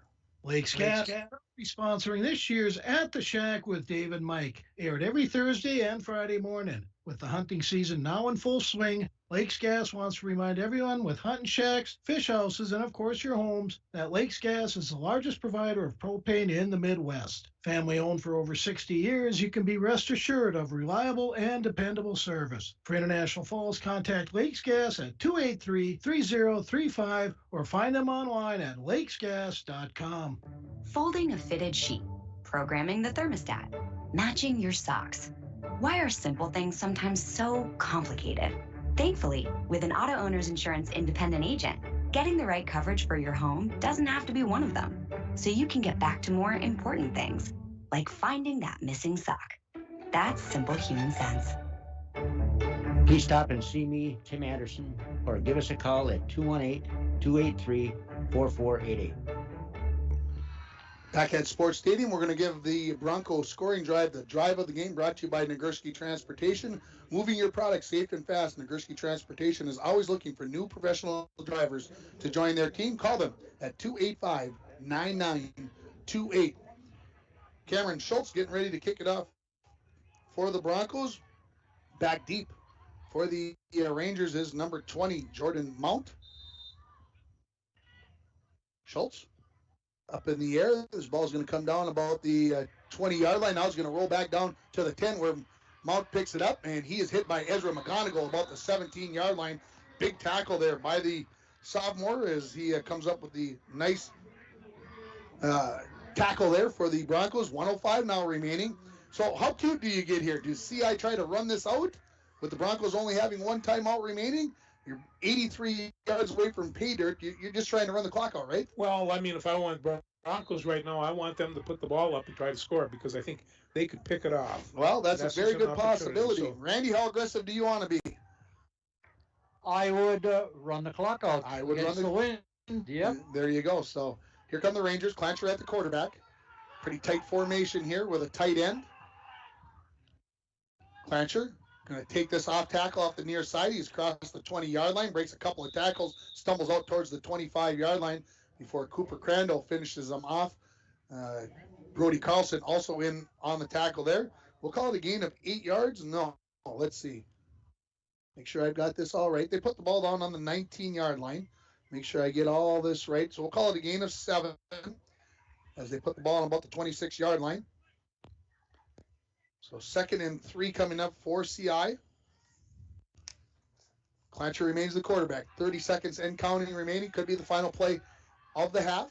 Clancher off the left-hand side this time. Finds the going a little tougher. Jumps over one player. Joslin hits him about the 29, and that will be the end there of that play, as it looks like he's probably got enough for the first down. Clock is going to stop with 18 seconds left, and everybody trying to get an extra hit in there, an extra block and an extra tackle. They do say it is a first down for the Rangers, and they don't have to snap this once they start the clock. That's what I expect will happen. Here come the Rangers. They're gonna hustle up to the ball. They want to get one more play in here. Clancher remains as the quarterback. They got a couple of extra linemen, unbalanced line on the near side. Clancher's going to throw this down the middle, picked off by McBride down the far side. He's got some green grass in front of him. Really going to try to cut him off, and he does. Run him out of bounds at about the 19-yard line. Oh, wow. Ran out of time. Did that get scary? Because I thought maybe McBride was going to take that all the way. If Ridland doesn't make that tackle at about the 20-yard line, I think McBride might take that into the end zone. There was a lot of green there, wasn't there? So that is going to be halftime with the score CI 7, International Falls 6. We'll take a 3-minute timeout, and we'll come back with the Green Larson Mortuary halftime report. You're listening to Playoff Football on K104 in International Falls and on Skeeter 101.5 in the Crosby Ironton area. Northland Sales and Service in the Falls is bursting at the seams with a great selection of furniture, including couches, love seats, recliners, and bedroom furniture. Plus, Northland Sales and Service has a large selection of appliances and mattresses for you to choose from. And if you need it right away, there's no waiting. You can take it with you or have it delivered. And financing is easy too by simply texting 41806. See what's new today at Northland Sales and Service, downtown International Falls, or visit their website, northland.ifalls.com. As the days get shorter, that means colder weather is on the way. Now is the time to start thinking about your propane essentials for the upcoming winter. Whether it be for your home, hunting shack, or fish house, Lakes Gas offers great pricing contract options with their pre-buy budget programs. Family owned and operated for over 60 years, Lakes Gas is among the largest providers in the Midwest. For prompt, dependable service, choose Lakes Gas Company. For more information on their available programs, contact Lakes Gas at 283-3035 or find them online at lakesgas.com. At Packaging Corporation of America, we're proud to sustainably manufacture America's top-selling brand of paper right here at our International Falls Mill. PCA is committed to U.S. manufacturing, environmental excellence, and providing great support to the many events that make our community unique, including the International Falls Bass Championship. At Packaging Corporation of America, we make more than paper. We make a difference. And we're back with breaking news. The new Coke Zero Sugar might be the best Coke ever. That's right, Jim. With an improved taste and 0 calories, make sure... Jim. Ooh, yes, this tastes like the best Coke ever to me. We're on the air. I need to try it first. With zero sugar and now even more delicious, it's the new Coca-Cola Zero Sugar, the best Coke ever. Find out for your... Borderland Engraving would like to congratulate the International Falls Broncos and all area fall sports teams on a great fall season. Let Borderland Engraving help you with your seasonal gift ideas or even with your fundraising ideas. Bulk discounts available for case quantity orders. Visit me on Facebook. Just search for Borderland Engraving. Borderland Engraving in the Northland Sales Building, downtown International Falls. It was only 2.5 minutes, but it felt like 3. It looks like it's 3 minutes on the clock. We're at halftime. It's 7-6 here in favor of Crosby Ironton over the International Falls Broncos. Welcome to the Green Larson Mortuary halftime report. Welcome to a place to celebrate life and honor every memory. Go to their website at greenlarson.com. George, we said in the pregame show that this game was going to be close. Yes. That's what we got. That's what we got. And we didn't know who they were going to run at quarterback. But they got a good one, and he's new there. I'm going to say this, folks, and I'll give you a little insight. I was talking with the coaches prior to the game, and I said, okay, who's your quarterback? And they said to me, well, number 44. And I said, wait a minute now. Is he going to run quarterback or is he going to be your running back? And they kind of looked at me like, you don't believe us?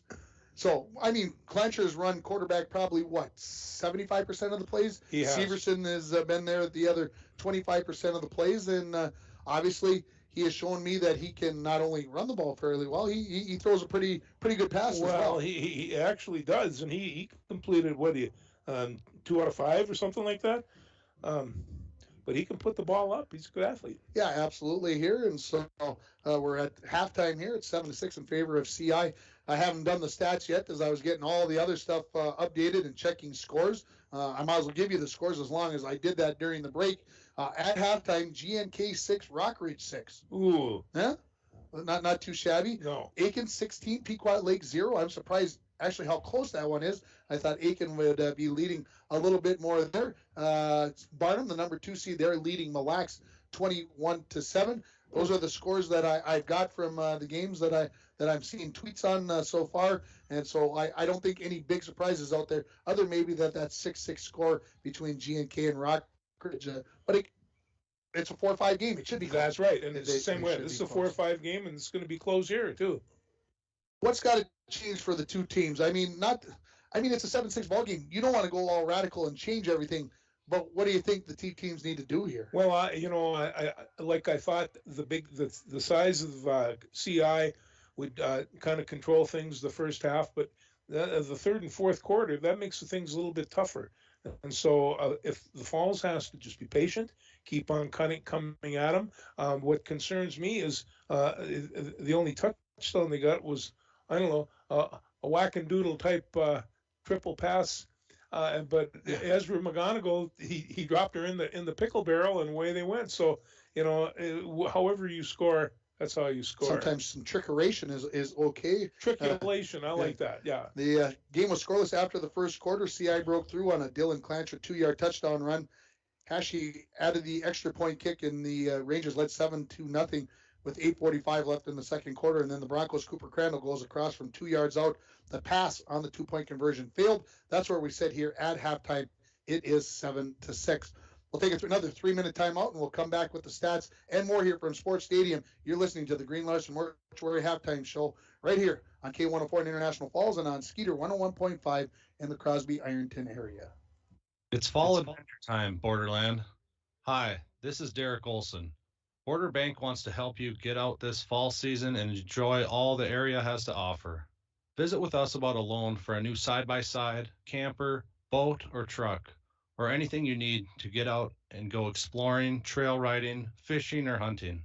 Rates are still low, and the timing is right. Border Bank, helping people enjoy the great outdoors since 1935. Member FDIC. At Packaging Corporation of America, your friends and neighbors have been making high-quality Boise brand paper for 110 years. Our commitment to the community runs deep, and we're honored to invest time and resources to make life better throughout Borderland.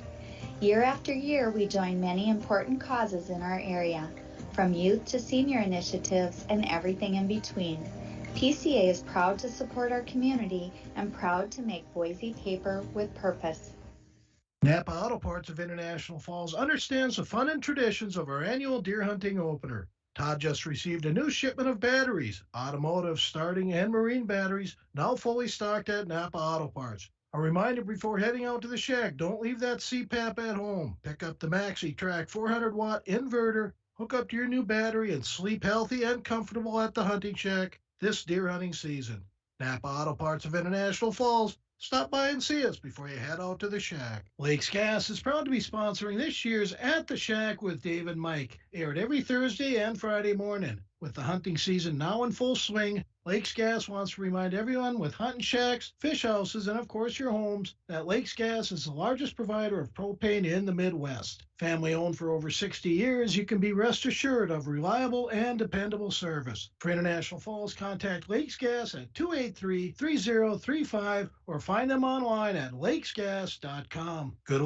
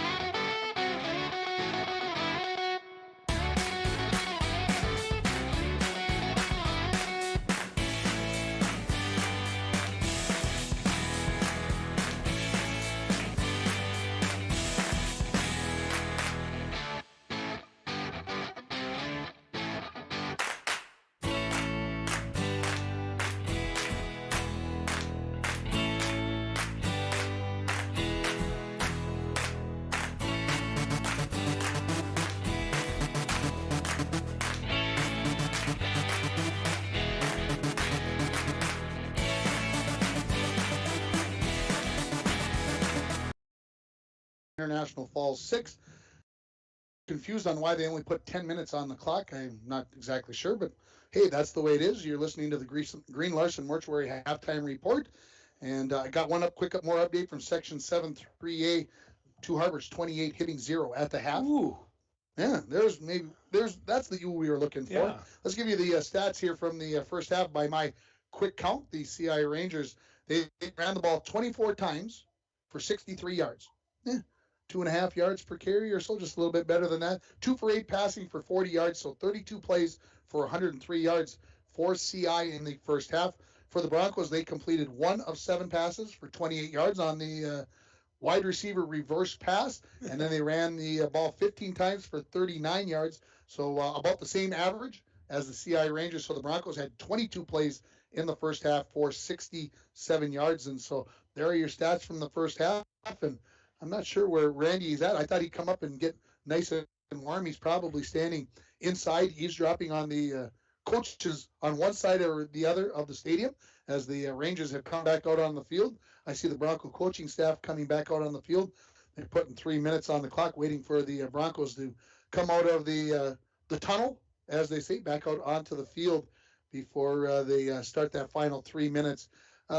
George, we're not going to see anything different here in the second half. No, I don't think we're going to see a dramatic play calling change from either coach. No, I think they're just going to sit around and see what might break through. And they have some running backs that can do the job, and they will do the job. And I think the Falls, it's pretty much the same way. So we're going to see what breaks. We'll take another 2.5-minute timeout here, and we'll come back with the second half. Crosby Ironton leads us by a score of 7-6 at halftime. You've been listening to the Green Larson Mortuary halftime report on K104 in International Falls and on Skeeter 101.5 in the Brainerd Lakes area. Northland Sales and Service in the Falls is bursting at the seams with a great selection of furniture, including couches, love seats, recliners, and bedroom furniture. Plus, Northland Sales and Service has a large selection of appliances and mattresses for you to choose from. And if you need it right away, there's no waiting. You can take it with you or have it delivered. And financing is easy too by simply texting 41806. See what's new today at Northland Sales and Service, downtown International Falls, or visit their website, northland.ifalls.com. At Packaging Corporation of America, we're proud to sustainably manufacture America's top-selling brand of paper right here at our International Falls mill. PCA is committed to U.S. manufacturing, environmental excellence, and providing great support to the many events that make our community unique, including the International Falls Bass Championship. At Packaging Corporation of America, we make more than paper. We make a difference. Borderland Engraving would like to congratulate the International Falls Broncos and all area fall sports teams on a great fall season. Let Borderland Engraving help you with your seasonal gift ideas or even with your fundraising ideas. Bulk discounts available for case quantity orders. Visit me on Facebook. Just search for Borderland Engraving. Borderland Engraving in the Northland Sales Building, downtown International Falls. And we're back with breaking news. The new Coke Zero Sugar might be the best Coke ever. That's right, Jim. With an improved taste and 0 calories, make sure... Jim. Ooh, yes, this tastes like the best Coke ever to me. We're on the air. I need to try it first. With zero sugar and now even more delicious, it's the new Coca-Cola Zero Sugar, the best Coke ever. Find out for yourself. From all of us at Enbridge, thank you. Thank you. Miigwech, and thank you for working on Line 3 replacement. Thank you to everyone who supported this project. Construction is complete on a new and safer pipeline that will deliver the North American energy that we all rely on every day. And it's done thanks to the support and hard work of thousands of people. I'm grateful for every single voice of support and every hour of labor put into this project. Thank you. Back at Sports Stadium here. Clock's just about out of time. And Randy, I'm going to go to you down on the field. Has the wind changed directions? I'm looking at the flag, and it looks like maybe it's changed a little bit. The south, maybe towards the southwest a little now. Okay. So how does that, will it change the attitude of the teams here at all, do you think, now that maybe it's changed a little bit? I don't think so, because it's blowing just about as hard, just from a slightly different direction. So the Rangers should be kicking off here to start the second half, unless stranger things have happened. Yeah, and it is going to be Hash coming out to get things started here in the second half. He will kick from left to right, back deep for the Broncos. I'm going to assume is going to be Thompson and Alex Larson, but they are not out on the field as they are just completing their warm-ups. As we get ready to get this second half started, Crosby Ironton leading it 7-6 on your Cuyuna Regional Medical Center scoreboard. As I work my way into saying that, it hasn't become fluid yet. It'll come. Regional Medical Center. It'll get better. About the time the game ends, that'll be the last time we'll have to say it for a while. It is Thompson and Larson back deep for the Broncos. As I open up the door and step outside to check the wind for myself. Yeah, it's still here, folks. It's still here. As up close as Ezra McGonigal. They might be thinking something fancy here. Maybe an onside kick. You wouldn't think so, but hey, you never know. Stay tuned here as he approaches the ball. Drives it down the middle of the field. Larson catches it at the 21-yard line. He heads towards the near sideline. 25, here's a flag thrown, and I think that is going to be on number 54. It looks like that's where it was thrown at as Larson pulled down by Anderson about the 28-yard line. We've got a flag at the 42-yard line, and we'll see what the penalty is and where the flag is at. I think they'll go 10 yards back, a block in the back, the referee says. So we'll see where they officially put the ball down. It looks like it's going to be about maybe the 17-yard line. We'll see where they mark it off. I think it was from the 28-yard line. Yes, that is where they're going to mark it off. So going back 10 yards is the falls, and I got to go back and look. That is the first penalty in this football game? It is. It is the first penalty in this football game. I doubted myself. I apologize, but I just didn't think it was possible. So the Broncos will start 1st and 10 from their own 17. Just underway here in the third quarter. Glowacz with two running backs. He's going to drop back. Fakes into the flat. Larson now going deep. He's going to throw it down the near sideline. Larson catches it at the 41-yard line as he falls down.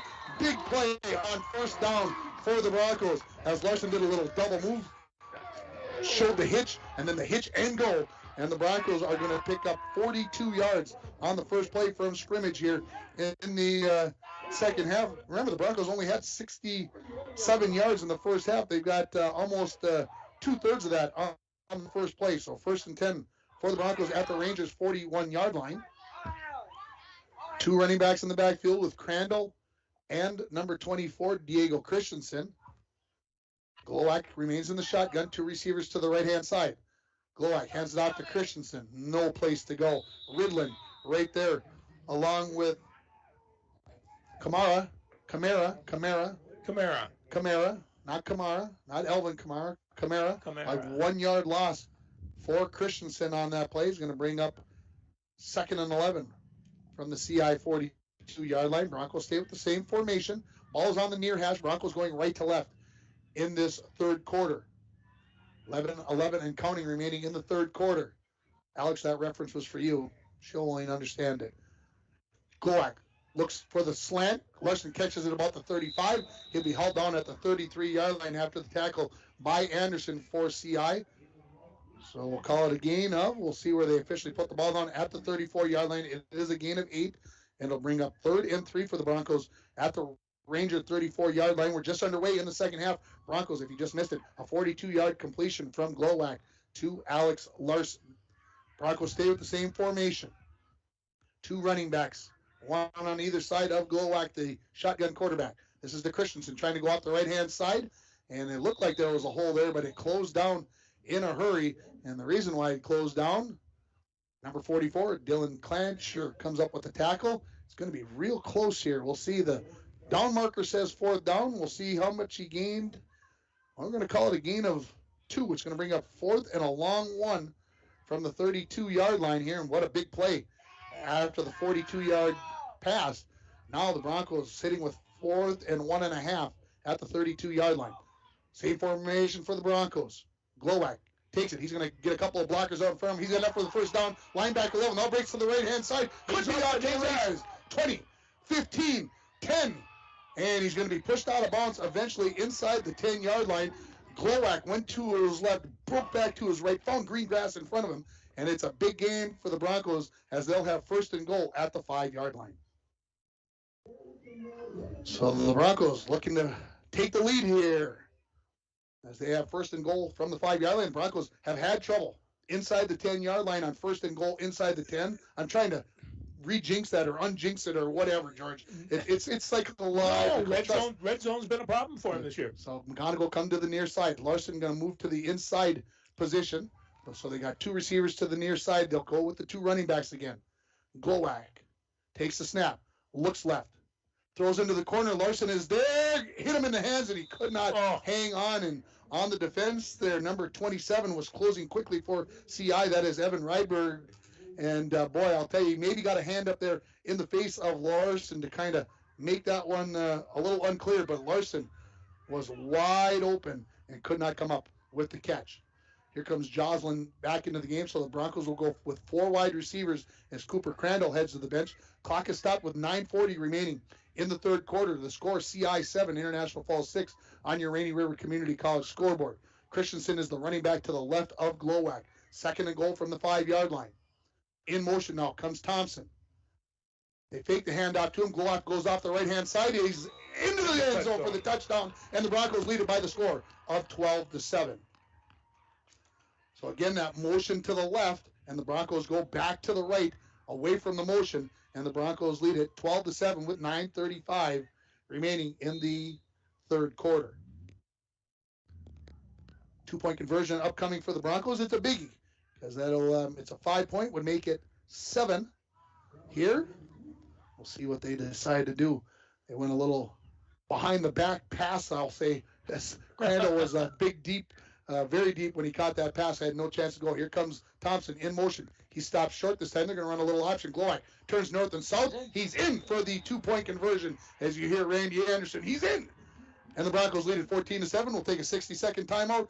We'll come back with the kickoff. You're listening to Playoff Football on K104 in International Falls and on Skeeter 101.5 in the Brainerd Lakes area. Northland Sales and Service in the Falls is bursting at the seams with a great selection of furniture, including couches, love seats, recliners, and bedroom furniture. Plus, Northland Sales and Service has a large selection of appliances and mattresses for you to choose from. And if you need it right away, there's no waiting. You can take it with you or have it delivered. And financing is easy too by simply texting 41806. See what's new today at Northland Sales and Service, downtown International Falls, or visit their website, northland.ifalls.com. As the days get shorter, that means colder weather is on the way. Now is the time to start thinking about your propane essentials for the upcoming winter. Whether it be for your home, hunting shack, or fish house, Lakes Gas offers great pricing contract options with their pre-buy budget programs. Family owned and operated for over 60 years, Lakes Gas is among the largest providers in the Midwest. For prompt, dependable service, choose Lakes Gas Company. For more information on their available programs, contact Lakes Gas at 283-3035 or find them online at lakesgas.com. They started at their own 17-yard line. They go 83 yards in 7 plays, and they take the lead 14-7 after the Glowacz 5-yard touchdown run, and he added the 2-point conversion. Ready to kick it off is Cameron Schultz. It is Mount that is back deep for Crosby Ironton as he stands on his own 15-yard line. Schultz's kick is a bounder right down the middle of the field, going to be picked up at the 30-yard line, turning north and south, and now going to be pulled down by McGonigal. Is decent.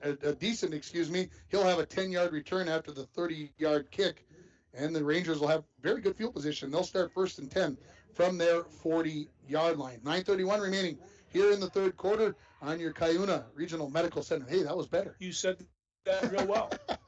Practicing in my mind, folks. I appreciate the confidence from George. So now we'll see if the Bronco defense can come up with a stop. Here come the Rangers. Clancher is the quarterback. He sends 3 receivers to the far side, 1 receiver to the near side.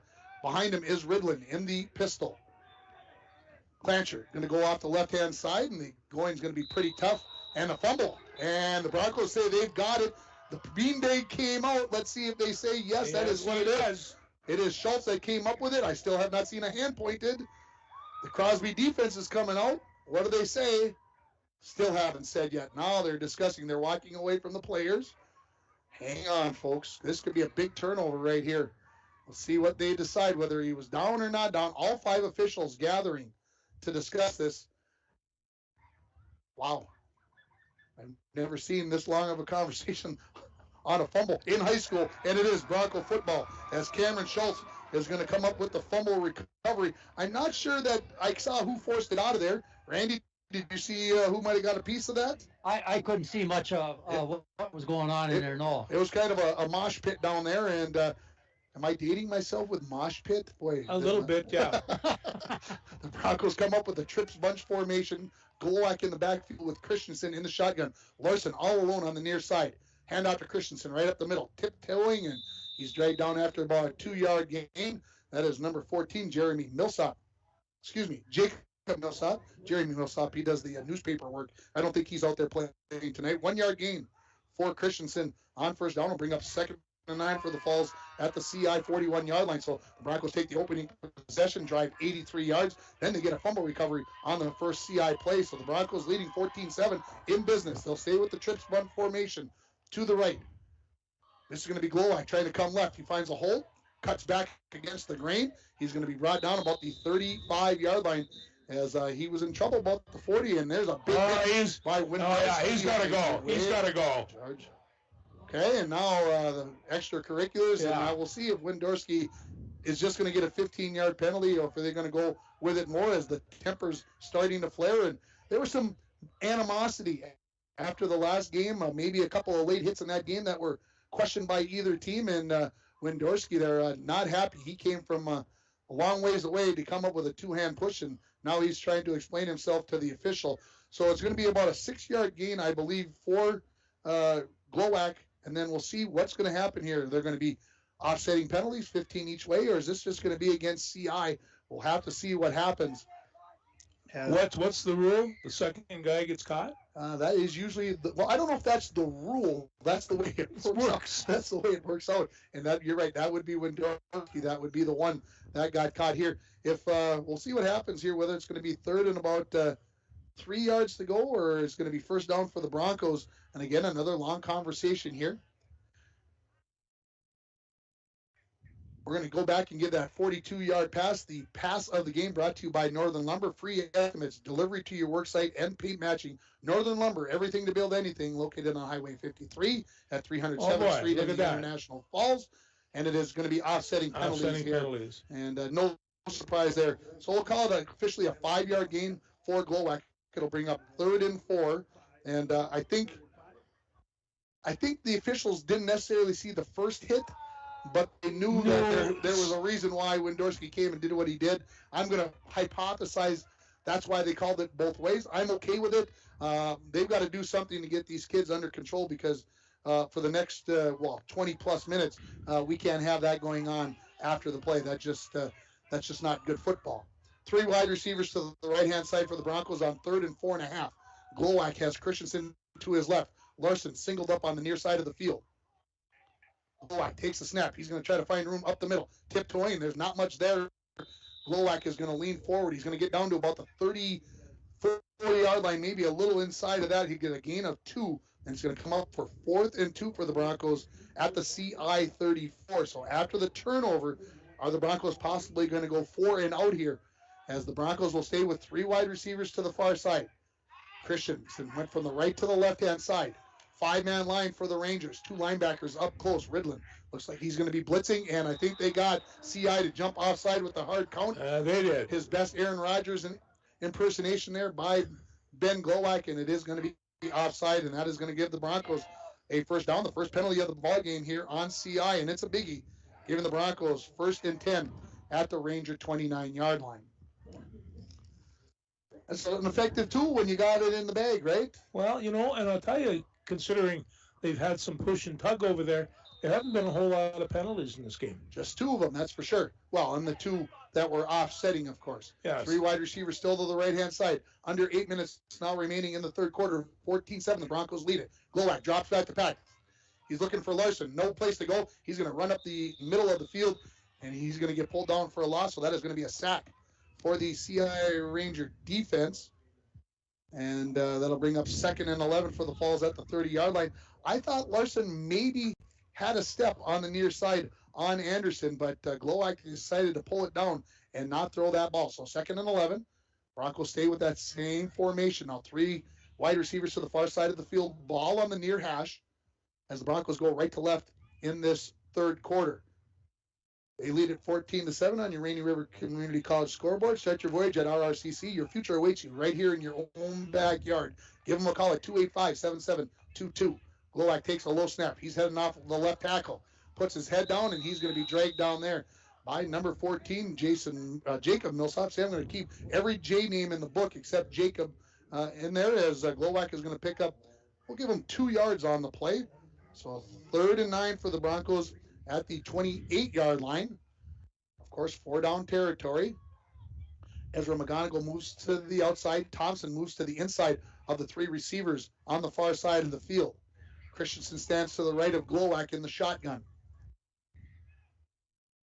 Glowacke drops back, looks for Larson on the slant, throws it, catch, complete, and he's got enough for a first down as he drops the ball late, but I think it's going to be after the whistle. I think he's got enough for the first down. If they mark him where I think they're going to mark him, let's wait before we say first down Broncos. As the referee comes up, takes a look at it, and he points first down.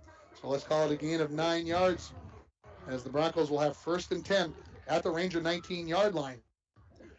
That's a good matchup. Alex got a little height on this guy, and he's playing him one-on-one. Well, you got to go to him more. And Randy, you got to play him that he's going to go deep, and then when he runs that slant, it's a tough thing to do when you're singled up one-on-one. Same formation for the Broncos. Haven't changed out of it on this possession. Usually the Broncos are moving around all the time. Glowacke fakes the handoff, looking for Larson again, looking to the corner. He throws it. Larson, one-handed catch. Ooh, he just dropped that. I thought he was going to come down. It would have been a magic one, but it was a nice one. That would have been Sports Center worthy with a little one-handed along, keep your feet in bounds, but it is incomplete. And it'll bring up 2nd and 10 for the Broncos at the 19-yard line. I like the play call. It was a good play call. And now the Broncos are going to empty the backfield. 3 receivers right, 2 on the near side, and Larson and Ezra McGonigal, Joslin, Thompson, and Christensen are the receivers on the right-hand side. Clock is stopped with 6:02 remaining in the third quarter. 14-7, the Broncos lead it on your Cuyuna. How you like that? Cuyuna Regional Medical Center. Glowacke has the signs from the sideline. Takes the snap. Throws it left. Larson catches it about the 20. No, he drops it. He felt the footsteps coming as bearing down on him. Ran before he had it. Yeah, it was Rydberg. He knew that he needed to do something there. So back-to-back incomplete passes makes it 3rd and 10 for the Broncos at the Ranger 19-yard line. McGonigal going to head back to the far side of the field. So 3 receivers right, 1 to the left in Larson. Christensen moves into the backfield.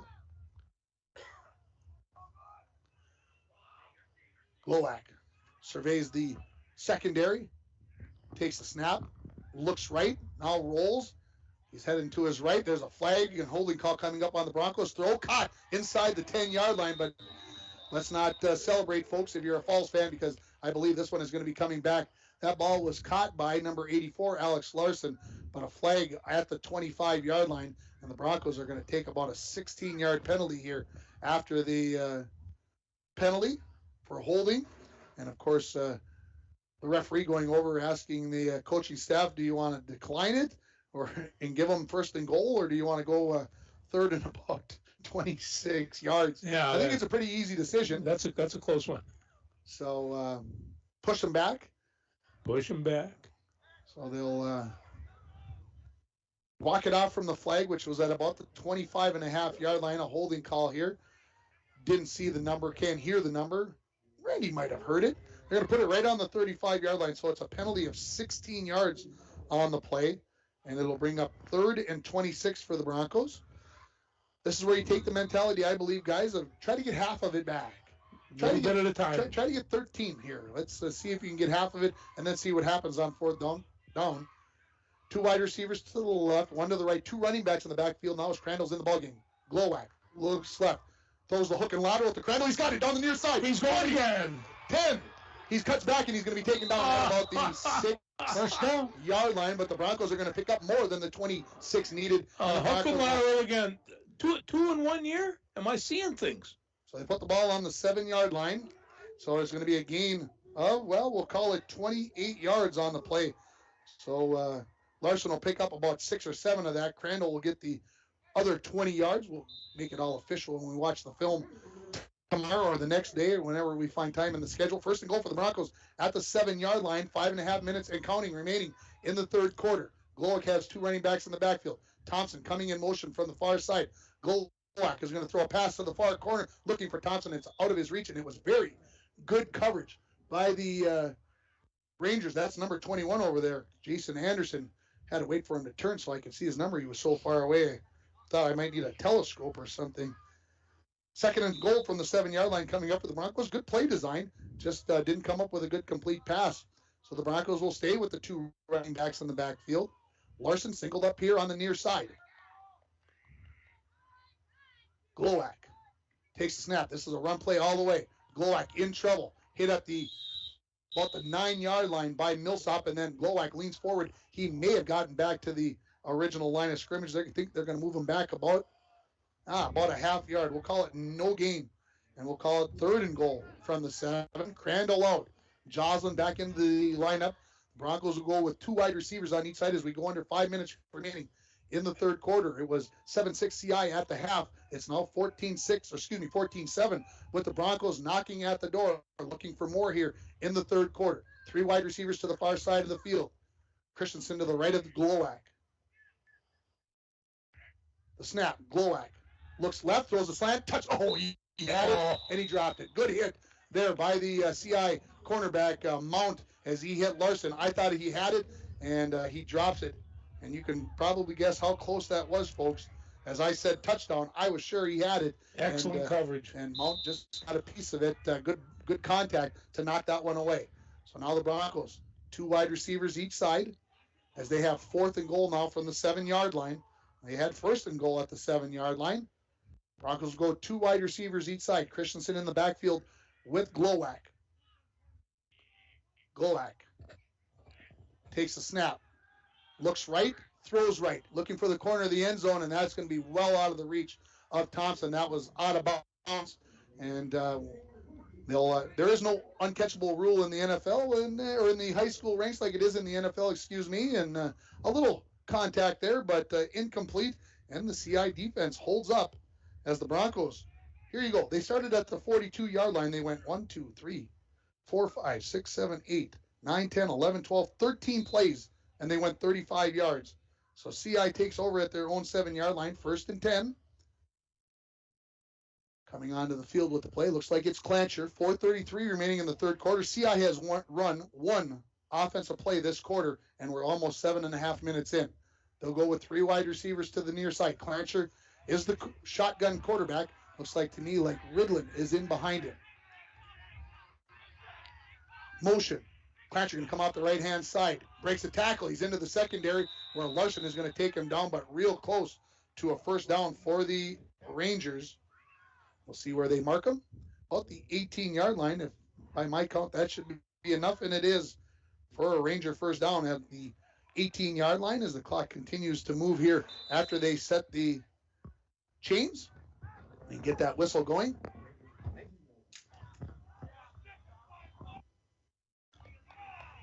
Rangers taking a long time in the huddle here. Leads you always to believe that there's something in the wind, something going on, folks. So 2 wide receivers. Well, no, now 2 receivers to this side, 2 to the other side. Again, Clancher has Ridlin in the pistol. In motion now comes Mount. They hand it off to him on the jet flip. He's going to get a gain of about 4 yards after he's going to be taken down by Cooper Crandall on the play. 2nd and 6 coming up for the Rangers as the clock moves, keeps counting here. 3:40 and counting remaining in the third quarter. Broncos have the only touchdown of this third quarter. They lead it 14-7 on your Rainy River Community College scoreboard. Rangers, 2 receivers each side. Millsop the wing on the left-hand side of the formation. Clancher remains the quarterback. He's diving off the left-hand side, and he's just got his head down, and he's got enough for another first down as he just buries his head into the body of number 54, Cameron Schultz, and he's got a first down at the 31-yard line. That's a gain of 9 yards, and right now, Clancher saying, I'll take that ball and you just keep giving it to me and I'll get you first downs. So on the 31-yard line, see what the Bronco defense, how they decide to change things up here. Maybe that defensive line getting those bodies getting a little tired up front, and right now CI having their way. Crosby comes with two guys, two receivers each side. Millsap now the wing on the right-hand side. Clancher takes the snap, hands it off to Millsap. Cody Joslin is into the backfield and will haul him down for a loss of a yard on that play. Yeah, one had one leg, the other had a leather, and I think they were trying to make a wish. So 2nd and 11 coming up as they give that ball off to Ridlin that time. So Cody Joslin came up out of his defensive tackle position with that tackle. You know, as a defensive tackle, you don't get many of those. So No, you don't. You got to enjoy them when you get them. Yeah, exactly. You know about that, George. I do. Old Iron Range Conference selection from 1966. Wow, isn't that something? Wow, yeah. All right, here we go. 3 wide receivers near side, 2nd and 11. Broncos look like they might be coming with a blitz. Clancher coming off the side. Big hit there, and Clancher, after contact at about the 31.5-yard line, is finally taken down past the 35-yard line. So look at the forward lean on that run. That is going to be a gain of, we'll call it 6 yards, 5 yards on the play. Bring up 3rd and 6, just outside the 35-yard line for CI, 1:45 and counting remaining in this third quarter. The Broncos up 14-7 on your Cuyuna Regional Medical Center scoreboard. Dylan Clancher would be a heavy recruit at UMD 40 years ago. Yes, he would. Yeah. Don't forget, we're standing nice and warm in the Lambert Water Wells broadcast booth this evening, and we're thankful for the heat that's here. 3 wide receivers to the near side, 3rd and 5. Clancher takes the snap. He's going to throw under a little bit of pressure. Throws to the near side. That's hit by Glowacke. He intercepts it at the 40. Trying to make some ground. Now he's heading cross field. Can he get a block? And no, good job there by, I believe, Mount as he comes up with the tackle. How did Glowacke come up with that? I flipped it up in the air, and he just happened to be underneath it. Got a hand on that? And let's see. You may have to replay that one more time for me, as I wasn't looking, as I was looking to see where they're going to put that ball down. It's going to be at the 34-yard line as Glowacke comes up with his 3rd interception in 2 games against CI. And it's going to be a return of about 6 yards, and the Broncos are going to have 1st and 10 at the CI 34-yard line. 2 wide receivers to each side of the field. Christensen in the backfield along with Glowacke. 1:09 remaining in this third quarter. Glowacke takes the snap, hands it off to Diego right up the middle. That's just power football. It's going to be a gain of a couple of yards for Christensen on 1st down. 2nd and 8, we'll call it here after the short gain. Well, now the linesman on the other side is backing them up. We'll call it a gain of only 1. And we'll call it 2nd and 9 for the Broncos. Under a minute remaining in the third quarter. Winner of this game travels to number 1 seed Moose Lake Willow River on Saturday afternoon for a 2 o'clock game in the Section 7-2A semifinals. Remain with 2 wide receivers each side of the formation. Christensen moves to the left of Glowacke. This is going to be Glowacke looking for ground. Heads to the outside, switches arms. He's got the corner. Larson is out in front of him blocking. Gets a block there. He gets inside the 10, and he's going to be dragged down about the 1. No. Oh, touchdown. Touchdown. Back judge says touchdown. And we'll see if the penalty back there. Oh, boy. I did not see it. Thank you, Randy. That laundry on call, the road. holding call on the Broncos back at the 33-yard line. I did not see that flag. So the argument on whether it was a into the end zone or not into the end zone, you're looking at it on the replay. You can judge for yourself, folks. I think he was a little bit short, but it's a moot point as the penalty is going to be thrown down at about the 32-yard line. The Broncos will be marked off 10 yards from there. And Beautiful play. Yeah. May have to go back to that one, huh, George? Yeah, no, that was as nice a play from the line of scrimmage that I've seen in a while. So we'll call it 3rd and 19 for the Broncos at the 42-yard line now. 3rd and 18, we'll call it. 2nd and 18. How about that after the penalty? Sorry, folks. Keep up with me. 13 and counting, and I think the Broncos are just going to let the quarter run out after 3 quarters. The score, International Falls 14, Crosby Ironton 7. You're listening to Section 7-2A Playoff Football on K104 in International Falls and on Skeeter 101.5 in the Crosby Ironton area. Rainy Lake, 1 minute. Lake.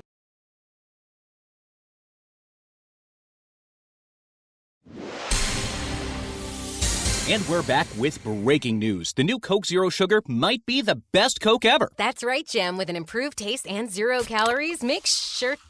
Jim. Ooh, yes, this tastes like the best Coke ever to me. We're on the air. I need to try it first. With zero sugar and now even more delicious, it's the new Coca-Cola Zero Sugar, the best Coke ever. Find out for yourself.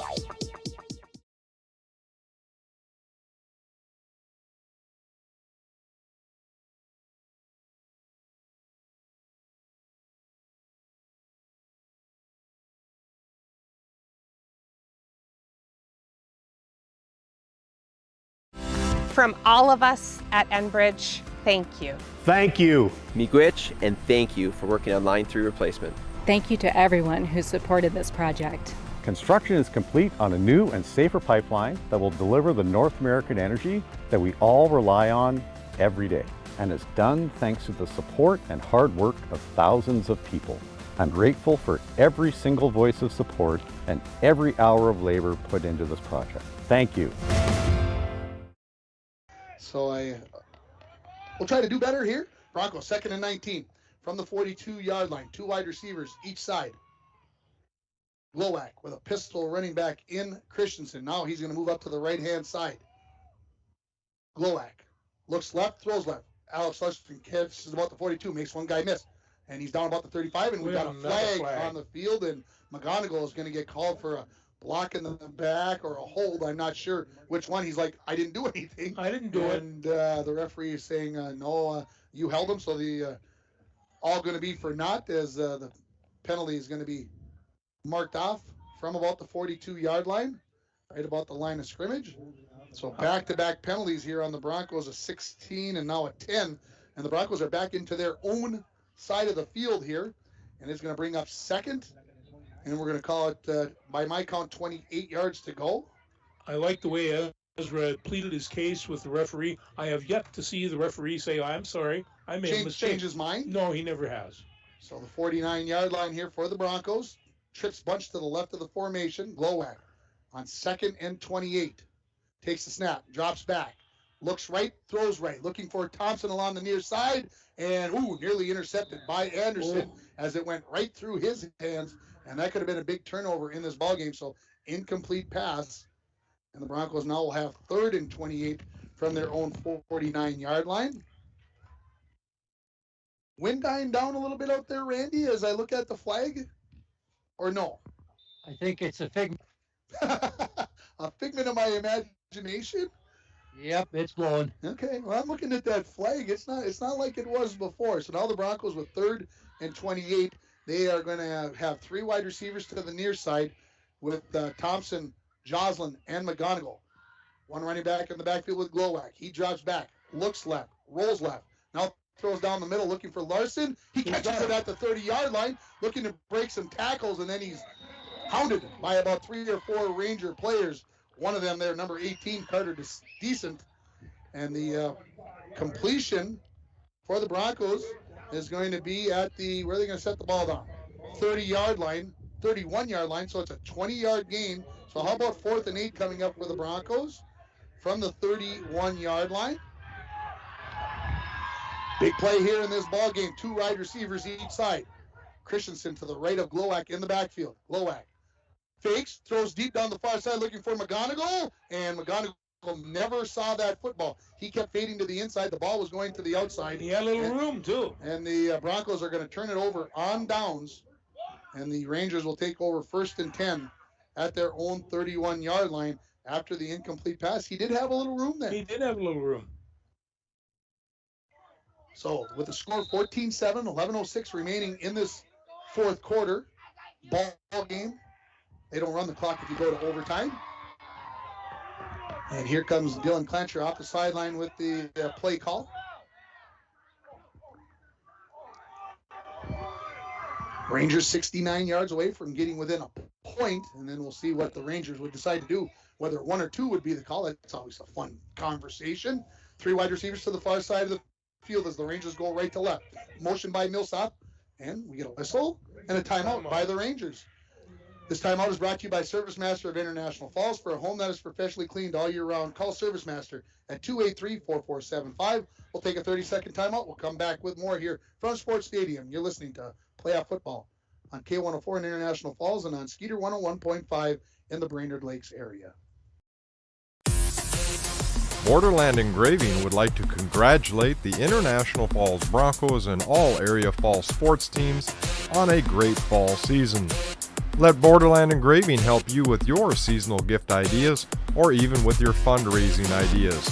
Bulk discounts available for case quantity orders. Visit me on Facebook. Just search for Borderland Engraving. Borderland Engraving in the Northland Sales Building, downtown International Falls. Back at Sports Stadium as we come out of the timeout. CI using their first of 3 timeouts in this second half. Broncos already back out on the field. Here comes the Rangers out as well, as they'll come right to the line of scrimmage as Clancher will be the quarterback. Ridlin will be the running back. He was to his right. Now he goes back into a pistol. In behind, 3 wide receivers and a tight end. A little bit different formation. Clancher will run all the way out the right-hand side, puts his head down. He's going to be dragged down after a gain of a couple by Glowak on the far side of the field. He's the defensive end for the Broncos. A gain of 2 yards for Clancher, and it is 2nd and 8 coming up here for the Rangers.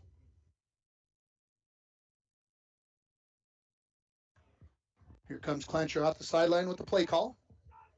Oh, that wind is blowing again, like you said. I'm looking at the flight now. That's Andy. a good one now.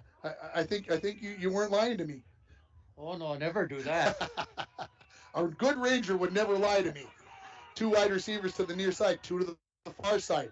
Clancher takes the snap, pitches it. Ridley in trouble there, and there's going to be a flag. And Cooper Crandall, what a great play. Not only did he get blocked in the back, but he makes the tackle for a loss. And now the coaching staff has a big play. Watch this on the replay if you guys weren't watching, folks. Watch number 44 come up with the play on this. This is a pretty good play for a freshman. As he comes in and takes the push in the back and still makes that tackle on Ridlin. So I believe the Broncos are going to, haven't decided yet, on the block in the back. I believe they are going to decline the penalty. Yes, they are. So they are going to have a loss of 4 yards on the play. It's going to bring up 3rd and 12 from the 29-yard line. I agree with the call. I think that's what you should do on a loss of 4 yards. So 3rd and long for the Rangers. 2 receivers each way. Millsap is the wing on the right-hand side of those 2 wide receivers.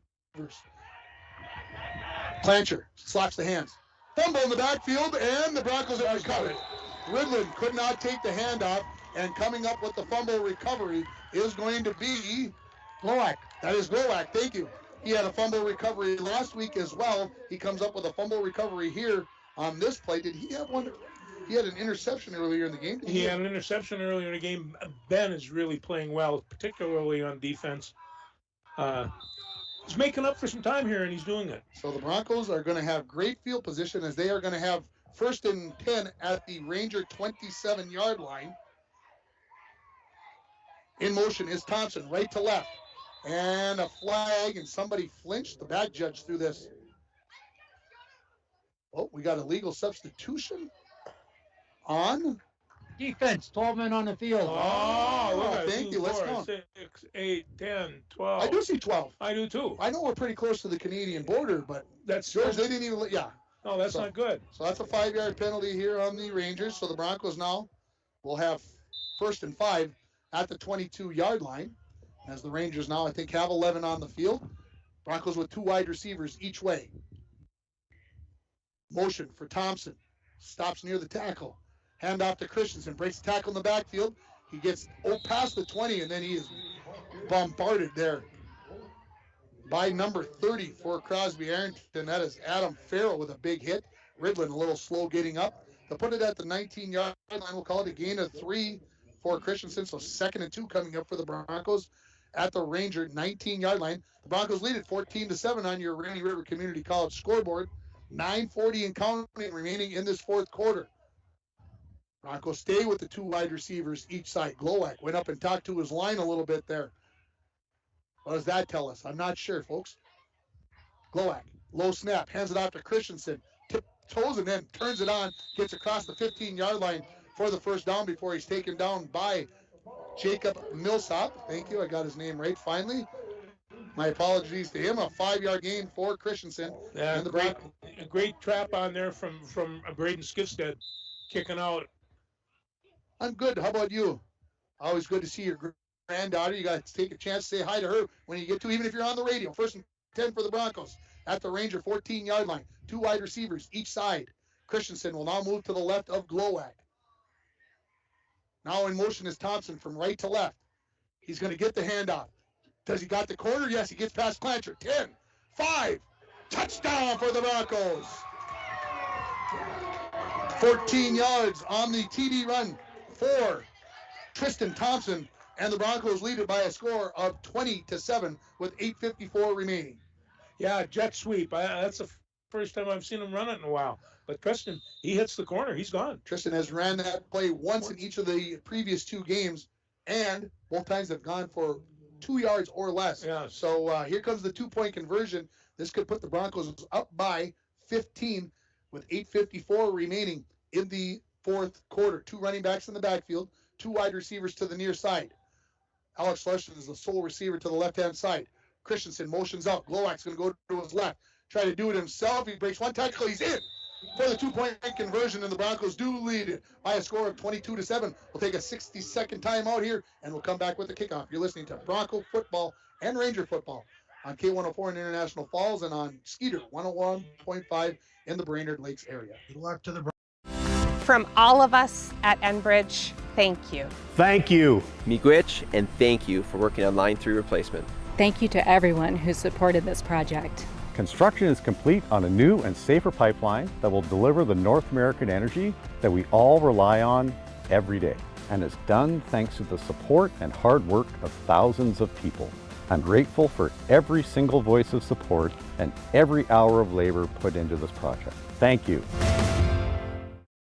Northland Sales and Service in the Falls is bursting at the seams with a great selection of furniture, including couches, love seats, recliners, and bedroom furniture.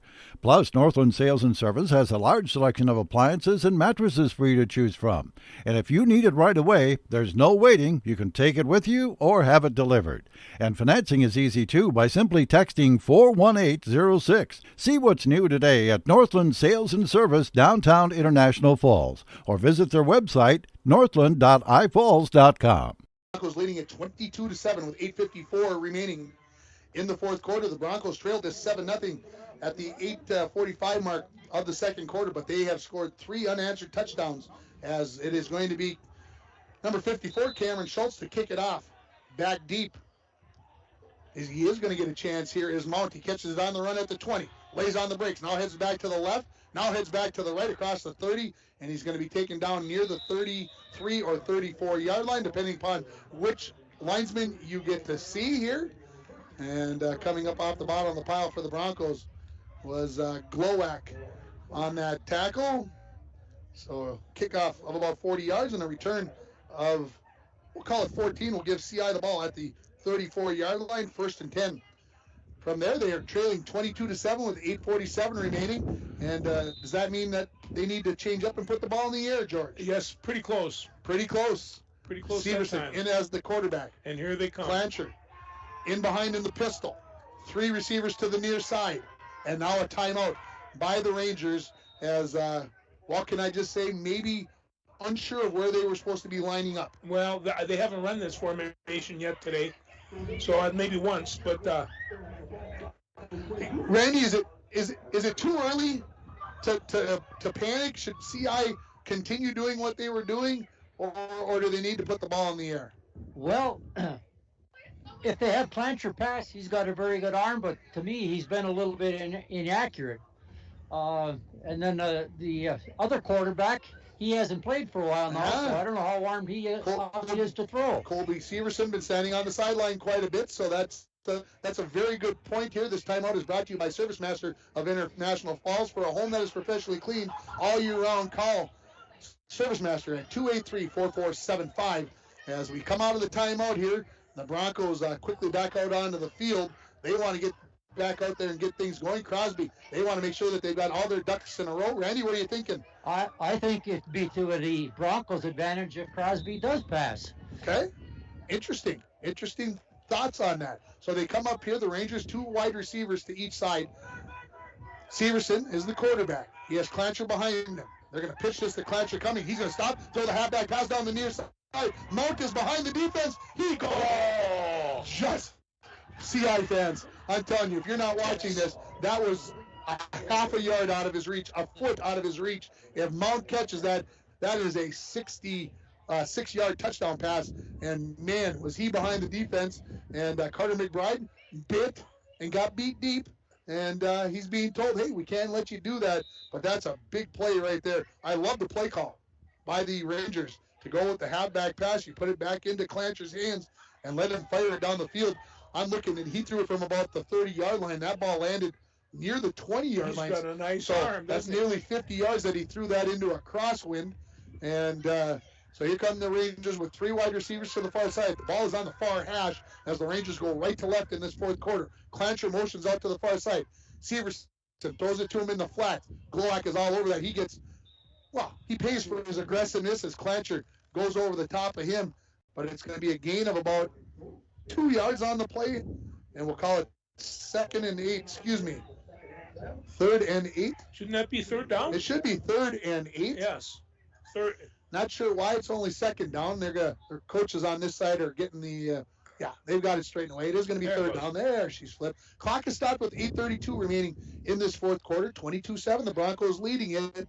Remember, they trailed 7-0 and have scored the last 3 touchdowns. The Rangers break the huddle. Severson remains the quarterback. Clancher's in behind him. Mount is the receiver on the near side of the field. 3 receivers for the Rangers to the far side. Clancher comes in motion to the near side, and there's a flinch on the left-hand side of the line. I believe Kavatovich is going to get called for the motion penalty. So CI going to go back 5 yards, and they'll bring up 3rd and 13 for the Rangers. Is it 4-down territory? I mean, do the Rangers have to go for it here, or should they be punting it away with a score 22-7? Well, it's still 8:32 in the third. Oh, we're 8:32 in the fourth. No, it's go for broke time. Randy, what do you think? Go for broke? I think they still have time to punt. Okay. 3 wide receivers to the far side. Mount again, near side. A little help out here. Here comes Clancher outside. They fake. No. Roll into his right. Severson looking to get outside. He's going to be pushed out of bounds, I believe, by number 66. I believe that is Braden Skipside. Yes, it is number 66. As Severson, I think, is going to pick up about a yard on the play. It'll be 4th and 12. And now we're going to get our question answered. Is it 4-down territory? Put the ball on your own 32. 4th and 12 is a bit of a stretch. On your own 32-yard line, it looks like they are going for it, folks. As Severson comes off the sideline, usually on a punt, they're bringing 6-7 players out onto the field. Crosby looks like they are going for it. It could be a trick play. How about a hook and lateral? Hey, it happens. It could. Hey, could it happen? 3 wide receivers to the far side. Severson takes the snap, drops back, looking for Mount. Throws here, and he's wide open. Carter McBride was not going to let him get behind him, and Mount dropped that one. And if he would have caught it, he would have been down about the 41-yard line, which was short of the yard to the marker of the game. And so the Broncos are going to turn over the Rangers, and they will have 1st and 10 at the CI 32-yard line, 8:21. And now, do you start working the clock? Do the Broncos get conservative here with only a 2-touchdown lead? I love asking these questions and not having to answer them, folks. It's run the ball. Run the ball. Okay, here we go. The Broncos, 2 wide receivers each side. 1st and 10 at the 31-yard line, they call it officially. Glowacz waiting for the snap. Takes it. Hands it out to Christensen. Pitter-patters. Looks for a crease. Finds one. Gets down to near the 25-yard line. We'll call it a gain of 5 yards. Great patience by Diego on that run. There wasn't a big crease there. Waited, and then got about 5 yards on the play. So the Broncos keep the clock rolling. It goes under 8 minutes remaining in this ball game. They're up 22-7 on your Cuyuna Regional Medical Center scoreboard. You know, Diego, those are the skills he picked up this year. Absolutely. He has developed them, and now we got a penalty. And I think CI jumped offside on that hard count by Glowacz. Second time tonight. And we'll see if they decide. I think he's going to be a little bit short here, folks. It's second and about 5 1/4 yards. We'll see where the referee puts it down, the umpire, and we'll see if it's enough. Referee's looking, says, Mr. Umpire, get out of my way. I need to judge. And he says, we're going to bring the chains out. Take a gander. Yeah, why not? Take a peek. And how about we go back and we give the snap decision of the game on that play to go for it on 4th and long for the Rangers. And it's brought to you by Snap Fitness on Shorewood Drive. My good friends here, George and Randy, know all about Snap Fitness. It is a 24-hour facility with free weights, tanning, hydro massage, and more. Personal training is available. Give Haley Silvers a call at 283-0020. And Randy's going to get up there and take a peek for us because everybody's standing in my way. They're short, about a foot or so. About a foot short. So the 5-yard penalty. So the Broncos will have 2nd and 1 coming up here after the 5-yard penalty at about the 21-yard line, 22-yard line, excuse me.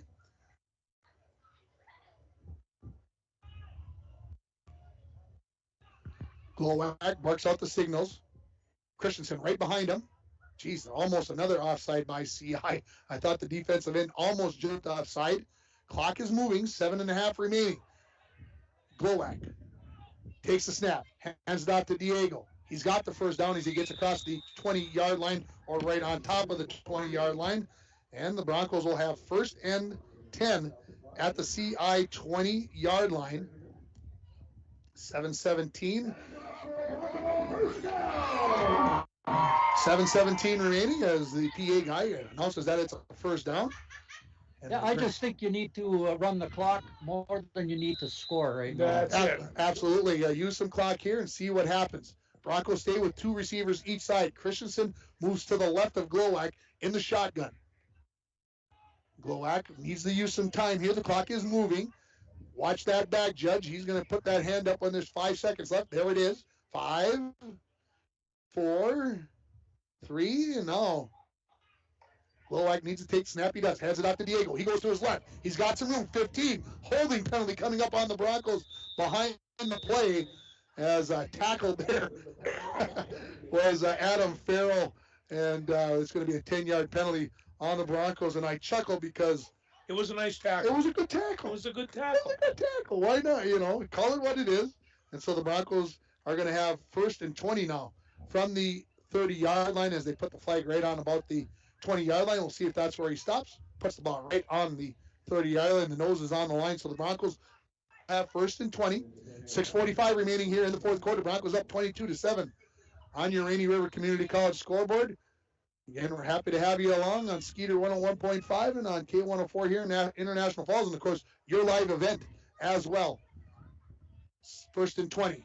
Glowacz. Little count there. Now the play call coming from the sideline. Broncos want to run some clock here. They've got some time here. As now they're going to get the play calling as it's a 25-second clock after the penalty. Glowacz going to keep it. Head straight up the middle. 25, 20. 15, and he's going to be taken down about the 13.5-yard line. That didn't look like there was much there, George, but he found something. I'll tell you, he can scoot. He's a very good running back. Called a gain of 16 yards on 1st and 20, so call it 2nd and 4. How about from the CI 14-yard line? Broncos looking to ice this game and move on to Saturday's semifinals against Moose Lake Willow River. Glowacz gets everybody set, tenses everybody up, makes CI get ready. Now, let that clock run. 5:40 and counting remaining in the 4th quarter. Play call. Comes from the sideline. Glowacz has Christensen to his left.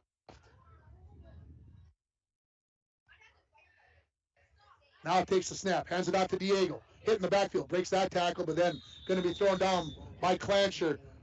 Probably no gain, we're going to call it, for Diego.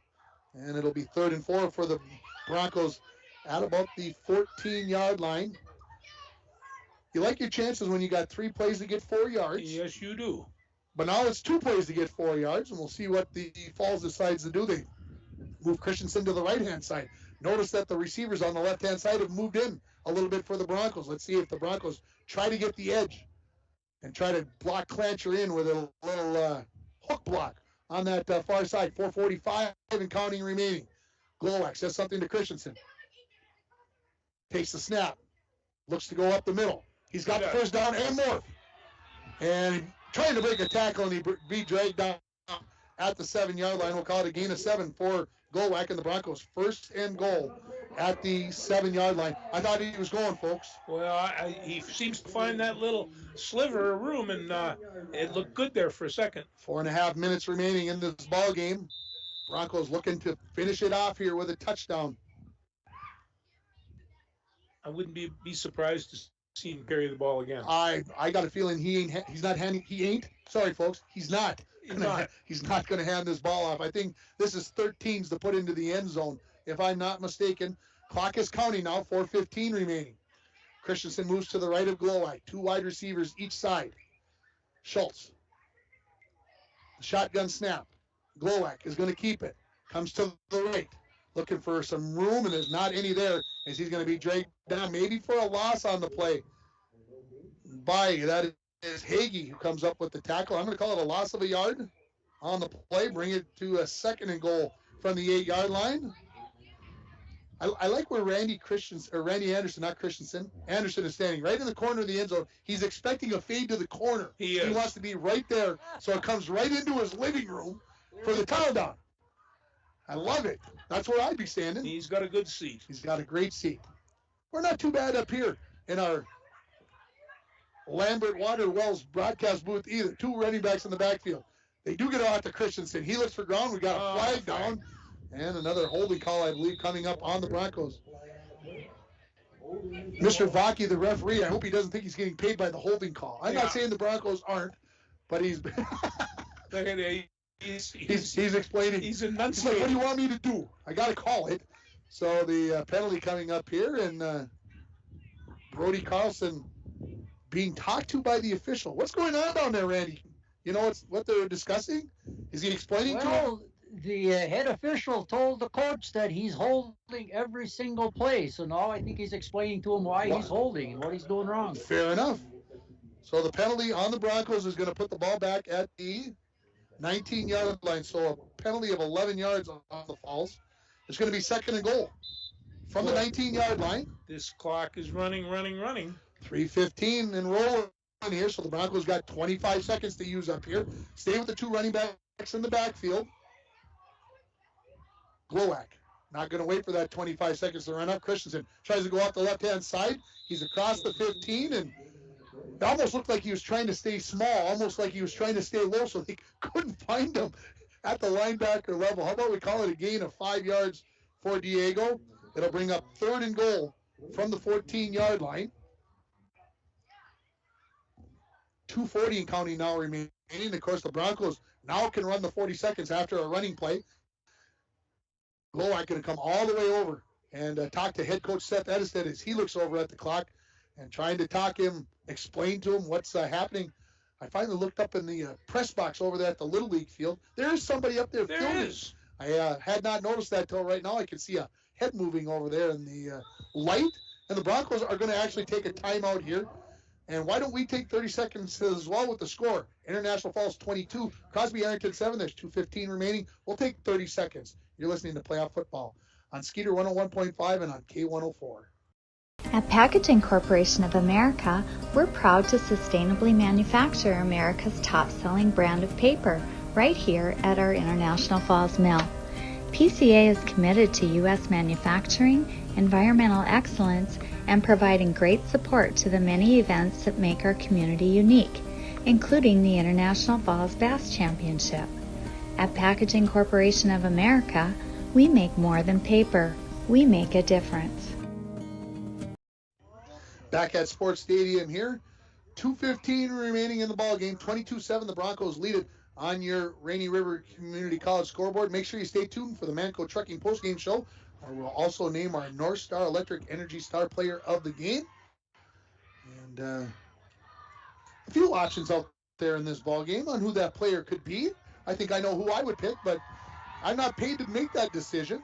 That goes to somebody else. Yes. Who has his own blues show. I'm not sure who that is, but if you haven't listened to the Rainy Lake Blues Hour, it's gone to 2 hours now.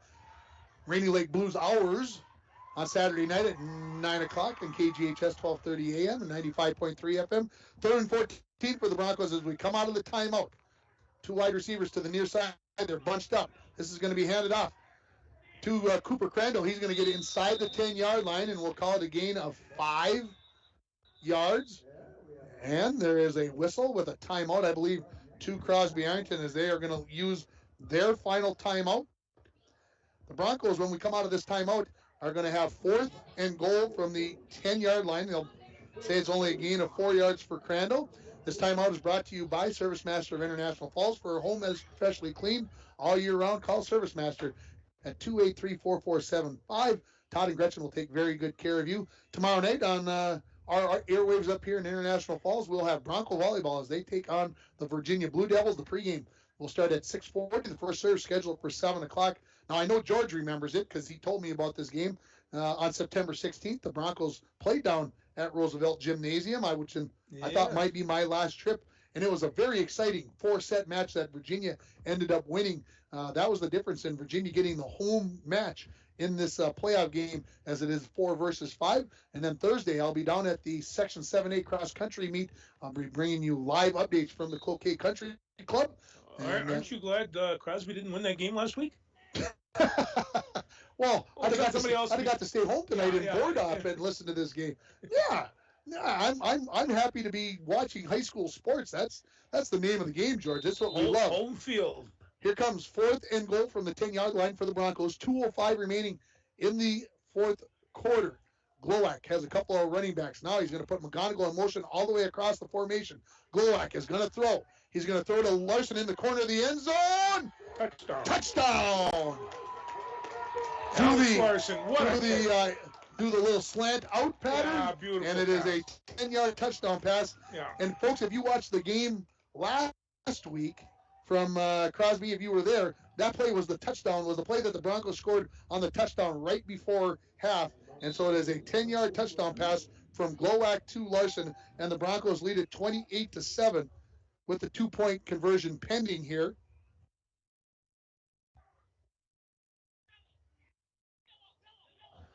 And we got one running back, actually 2 running backs in the backfield. Christensen's up a little bit, the shovel pass, and I believe Crosby Ironton was all ready for that.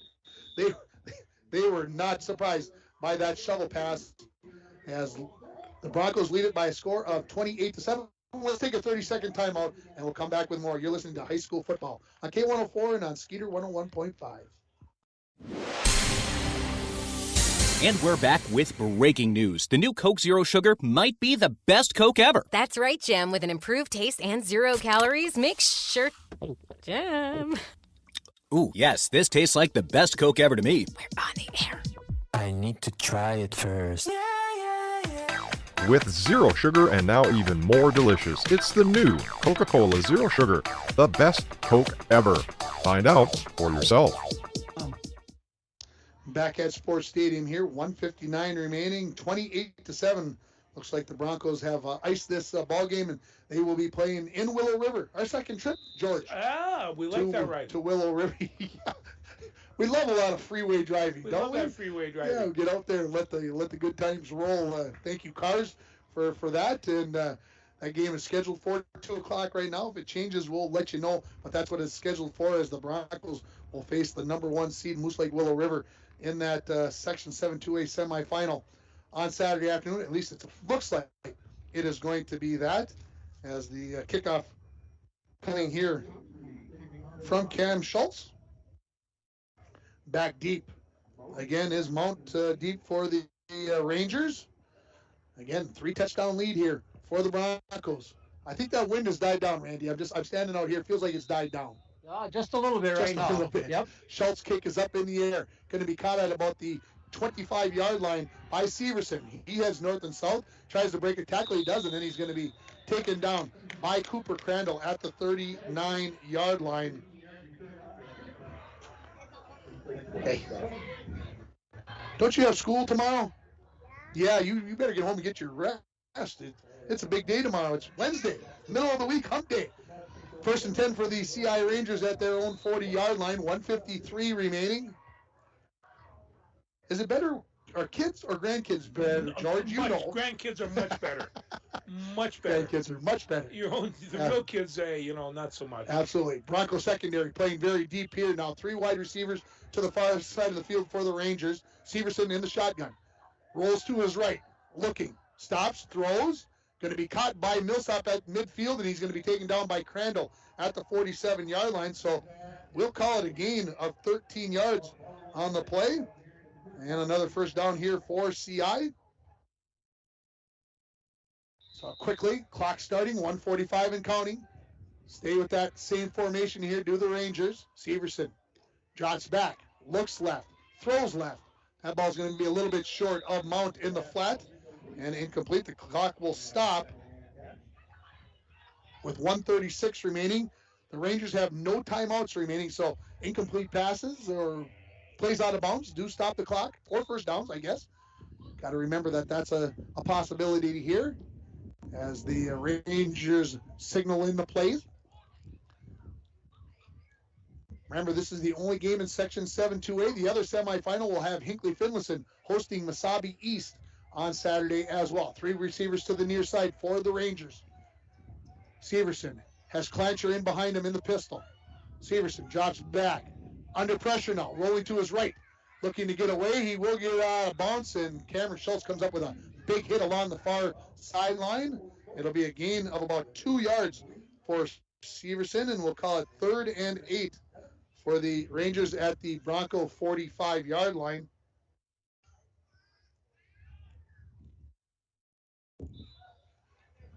Rangers, with 1:27 remaining, they need a miracle. 3 scores in 87 seconds. That would break a record. I would classify that as a miracle. Well, you watched Army and somebody on the weekend, and they were scoring every play. They did. Clancher gets the pitch. He's going to throw the halfback pass over the middle, and that's going to be caught. And heading down the middle of the field, and he's going to be dragged down at about the 2-yard line is Adam Farrell. But we've got a flag down in the backfield, and I believe this is going to be a personal foul. I think it's roughing the passer. It is roughing the passer, and not sure why would you have the option to decline it? It's a personal foul. That should be half the distance to the goal, shouldn't it, Mr. Referee? Well, I've been fooled before by certain referee crews that have been here, so I think it's just they take the play. So it's going to be a pass play of, I'm going to give it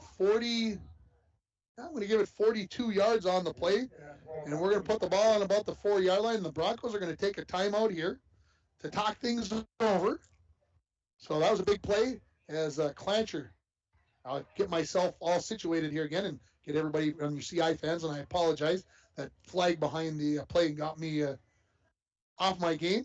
It was Clancher to Adam Farrell. The pass play is going to be for about 41 yards officially as they put the ball on the 4-yard line. So 1st and goal for CI here. They need a touchdown and an onside kick and a touchdown and an onside kick and on a touchdown, right? Did I say all that right? Well, you got to get this touchdown first, and then you get 2 others. So, 3. Yeah, you need 3 altogether. Yeah. And 1:15 remaining here. Stay tuned again for the Manco Trucking post-game show where we'll get everything together. We'll also have an interview. I don't know who Randy is going to parlay. How's that for a big word this evening? And Randy now on the opposite end of the field. Man, he's got hops. He got down to that other end of the field in a hurry. Oh, he's a mover. It's all that working out there. That snap fitness, I think, is what's doing it.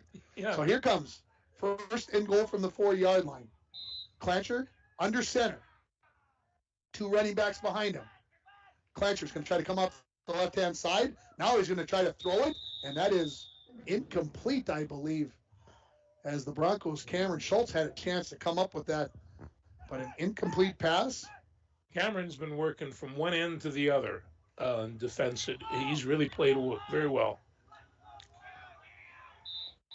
Randy, was that designed to be a pass play, do you think, the whole way? Or do you think that Clancher saw no place to go and decided to throw that one into the flats or into the over the middle? Maybe Ken isn't hearing me right now. Oh, hey, yeah. There was a guy in the end zone, but I think he was covered, so I think he just threw it in the dirt. Okay, I got you. So here come the Rangers out of the huddle. Severson back at quarterback. Clancher behind him. 2 wide receivers and the tight end to the near side. Severson maybe turned the wrong way. Now he's rolling to his right, and all he sees is purple jerseys, as that is number 66, Braden Skifstead, and number, I think that's 54. That is Cameron Schultz on the tackle. I think it's going to be for a loss. Move it back to about the 5-yard line, so a loss of a yard. 3rd and goal from the 5-yard line, 47 and counting now remaining. Rangers have no timeouts, and here comes the play call in. So the Rangers need to get things hopping here as they've got 3rd and goal from the 5-yard line, 35 and counting as they come out of the huddle. A little confusion, there's a lot of discussion going on. Clancher will be the quarterback. Ridlin in behind, 2 receivers each side. Clancher takes the snap, hands it off to Ridlin. Now it's a reverse coming back to the near side. The Broncos had it covered, but breaking a tackle and going in for the score is going to be Jason Anderson. And the score is 28-13 with 13 seconds left. I like that play call. That was a good call. It took a little while, but it got the job done. And now we'll see what the Rangers decide to do here after the 5-yard touchdown run by Anderson. You know, a lot of times those reverses inside the 20 is when they're the most effective. Yeah. And that's a perfect example of that. Here comes the extra point kick by, I want to make sure, Hashi. Been a while since I've had a chance to say his name as he comes running off the sideline, number 13 with 13 seconds left. The snap, a little high. Severson puts it down. The kick is up, and it is good. So Hashi puts the kick across. It is 28-14 with 13 seconds remaining. We'll keep it right here as we anticipate the onside kick coming up. So you put 10 guys up, 9 guys up. What's the right number, guys? Oh, I don't know, but they all got to have hands. Well, some of the best hands might be with the linemen, right? They are, yeah. So we'll see who comes out here. I can see Braden Skifstead is one of them up there. He's a lineman. He's coming up, but I think the other 10 guys look like they're all going to be running backs and receivers and quarterbacks here as we again anticipate the onside kick with 13 seconds left. Again, it's been fun here. It's always fun to do a playoff game anytime, whether you win or lose. It's always exciting a time of the year because you know that it's a win or go home. And right now the Broncos up 28-14, looking to seal the deal here. I see Brody Carlson and also Cameron Schultz out there. Broncos put number 1, that's Ryan Hedlund, deep, as they're going to put 5 guys up at the 50-yard line and 5 at about the, well, some at the 40. Yeah, they need to move them up to the 45. That's where they'll put them. So we'll see what Hashi does here on the extra, or on the onside kick. It always is fun to see what teams do with an onside kick because there's a few different ways that you could do this. Different ways, yeah. So see what Hashi does and how much practice he's had at this. As here comes the onside kick, the whistle. Hashi approaches, comes to the near side. Joslin had it, and Thompson is going to cover that up at the 45-yard line. So the Broncos seal it up here, and they'll just have to snap the ball once, and they will get their first playoff win in 9 seasons. And that's huge. Nice. That is huge. That is huge, and the Broncos are actually going to take a timeout here to make sure that I think to make sure they got everything in order, and then maybe also to remind the boys that we have a game on Saturday, and let there be no shenanigans at the end of this play. If I were coaching, George, that's what I would be telling. Exactly. Don't get baited into something, and I'm not saying CI, but we know what happened earlier with the offsetting personal foul penalties. You don't want to see anything like that happen ever in a game, but especially not on the last play here as the Broncos look to seal this game up. The score 28-14 on your Cuyuna Regional Medical Center scoreboard and your Rainy River Community College scoreboard. Thanks to all our sponsors. I'll get that in both places, and we just can't do it without you. It is what it's all about. We appreciate what you allow us to be able to do here as the Broncos back out on the field, and they are in the victory formation. Diego Christensen standing about 22 yards off the ball as CI comes running out on the field. And, of course, through the years, George, we've seen lots of stuff try to swipe the ball out of the center's hand by a nose guard, try to bulldog him, try to get them flustered and make something happen. But we'll see how things go here. And the discussion between Brody Carlson and the referee continues as he's explaining why he's holding, I think. He gives him a little tap on the head.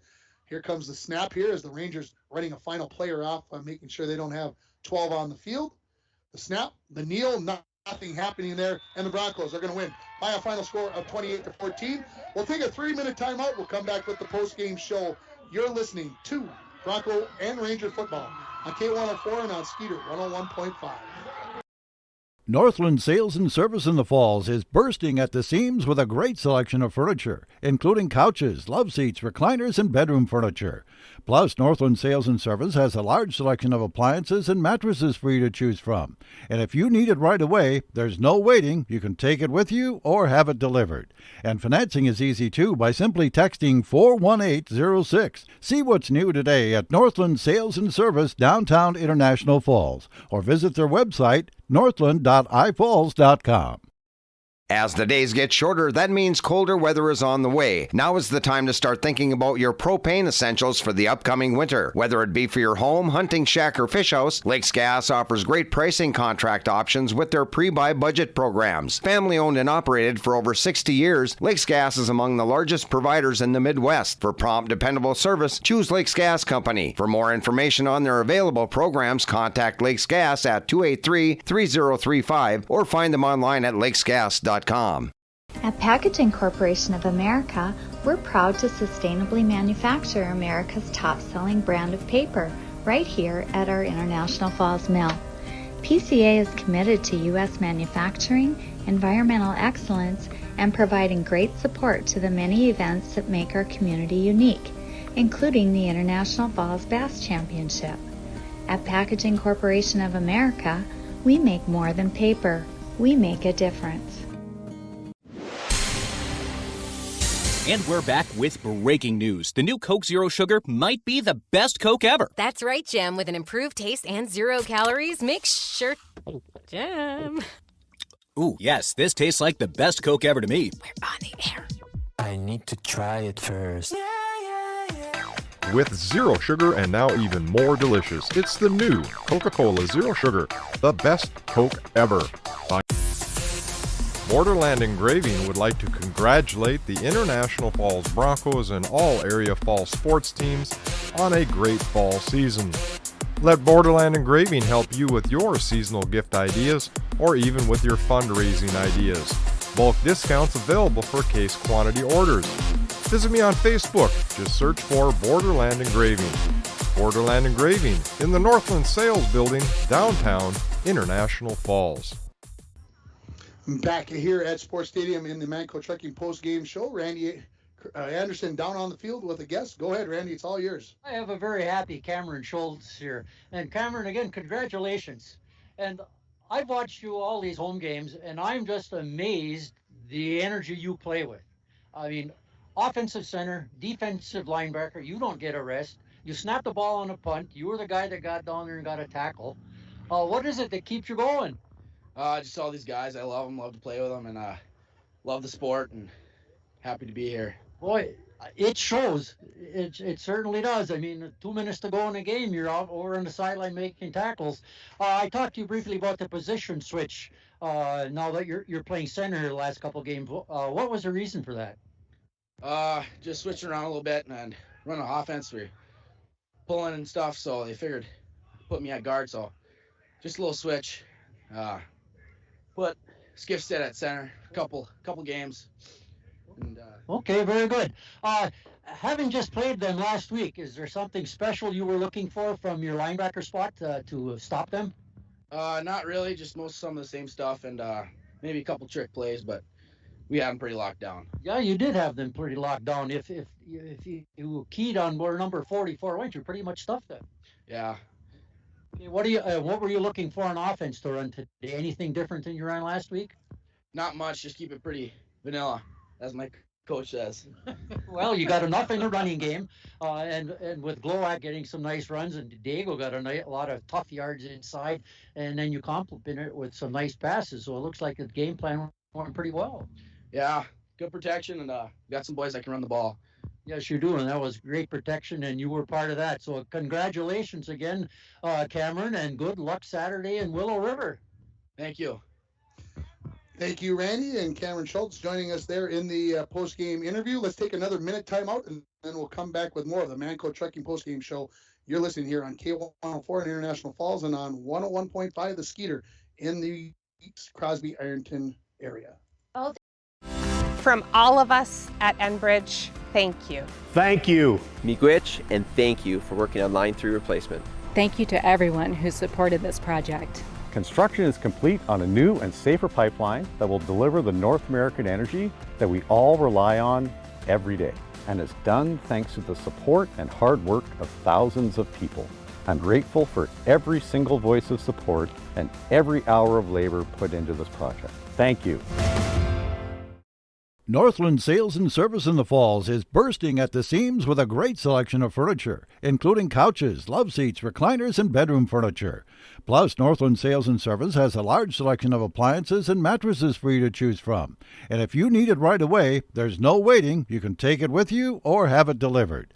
And financing is easy too by simply texting 41806. See what's new today at Northland Sales and Service, downtown International Falls, or visit their website, northland.ifalls.com.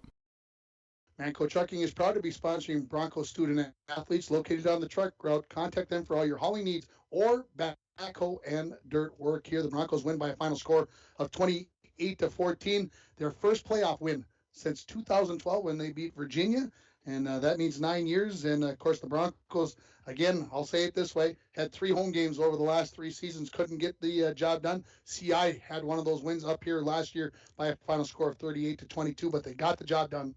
Guys, what was the difference in the ball game? Well, at the end of the game, I was watching Gabe Wendowski and Cameron Schultz talking in the middle of the field. They banged on each other ruthlessly the entire game. I mean, they were just brutal in there. And when you watch line play like that, and Cameron to come up off that center, no fumbles, great exchanges. He did a great job. But tonight, I'll tell you, the guy that gets the ball has got to be Benny Glowak. He came back on both sides of the ball. Every play was a big play to Ben tonight. He had some great runs. He threw some great passes. He had an interception. He recovered a fumble. There was nothing that he didn't do tonight. So Benny Glowak, he gets my pick tonight. He's the Energy Star player of the game. It's the power of human connections can be seen on and off the field, and the same is true with North Star Electric. Congratulations to Ben Glowak, this game's Energy Star player of the game from North Star Electric. And if you had to name one for CI, because we should do that, who you want to give to? Randy, I'll let you pick this one. Who do you want to go with? I'd have to go with Clancher. Yeah, you got to go with Clancher, number 44. Clancher, what a chunk. Really the only meaningful yards they got on the ground. Yes. And he just plays a mean linebacker. Oh, no, he's really – I'd want him on my team. Oh, yes. Yes. He would be number one. He's and he's coming back. And he's coming back. Oh, well, everybody's coming back on this Crosby Ironton team with just one senior. That's a big deal. And this team is going to be something to think about in the next couple of years. And I think that's what the coaches believe as well, as their season comes to an end with a 1-7 record. The Broncos now sitting at 3-6 on the season, and they're headed to Moose Lake Willow River to take on the number 1 seed and ranked about, I think, fourth in the state, Moose Lake Willow River. The Broncos are going to have their hands full. You might recall that the Broncos lost 55-0 to the Rebels back in game 2. So in 3 days rest, and Moose Lake has been off since last Wednesday. Tough matchup coming up here for the Broncos. Yes, it certainly is. But I tell you what, these guys will go down there and fight and scrap, and they won't give up. They'll be in the thick of things. No, that's right. Skipstead and Schultz, these guys are leather hard. They'll come at you. So yeah, I'm looking for a lot better performance than the last time we were down there. Couple of final scores from around in other playoff games. Aiken 32-0 over Pequot Lakes. 28-0 was Two Harbors over Hibbing at halftime. Final score: Rockridge 20, GNK 6. So that was a 6-6 game at the half. Rockridge getting the only 2 scores in the second half. And Cherry defeats North Central by a final score of 46-6 in 9-man football. Those are the scores that I have. Barnum led Mille Lacs 21-7 at half, but I wanted to get the stats done, so I haven't been searching my the Twitterverse trying to figure it out. The Broncos in the game, 8 for 22 passing for 147 yards. Not too bad. No. 35 carries for 117 yards. And I'll think about that. That means the Broncos went 20 for 88 in the second half. Not too bad. So the Broncos had 57 plays for 264 yards. Looking over at the Rangers, 5 for 16 passing for 96 yards.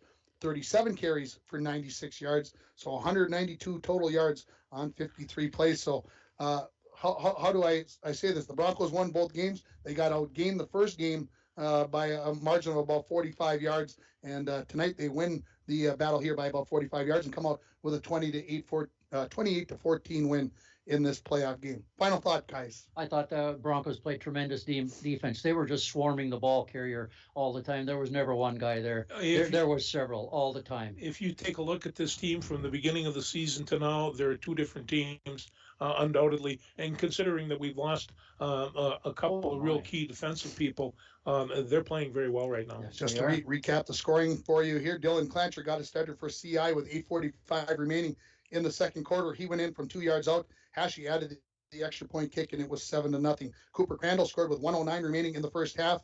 The 2-point conversion pass failed, and at halftime, CI led it by a score of 7-6. The Broncos came out, took the opening kickoff after a penalty, and they went 83 yards, if I remember correctly, 83 yards, and just under 10 plays. Golak put the last 5 yards across. He added the 2-point conversion, and the Broncos led 14-7, just 2:25 into the third quarter. It will stay that way until the fourth quarter with 8:54 remaining. Tristan Thompson had a 14-yard touchdown run on a jet sweep. Glowak added the 2-point conversion. The Broncos were up 22-7. Glowak then with 1 minute and 59 seconds left, he threw a 10-yard touchdown pass to Alex Larson. The 2-point conversion pass failed. The Broncos were up 28-7. CI scores with about 13 seconds left on a 5-yard run by Jason Anderson.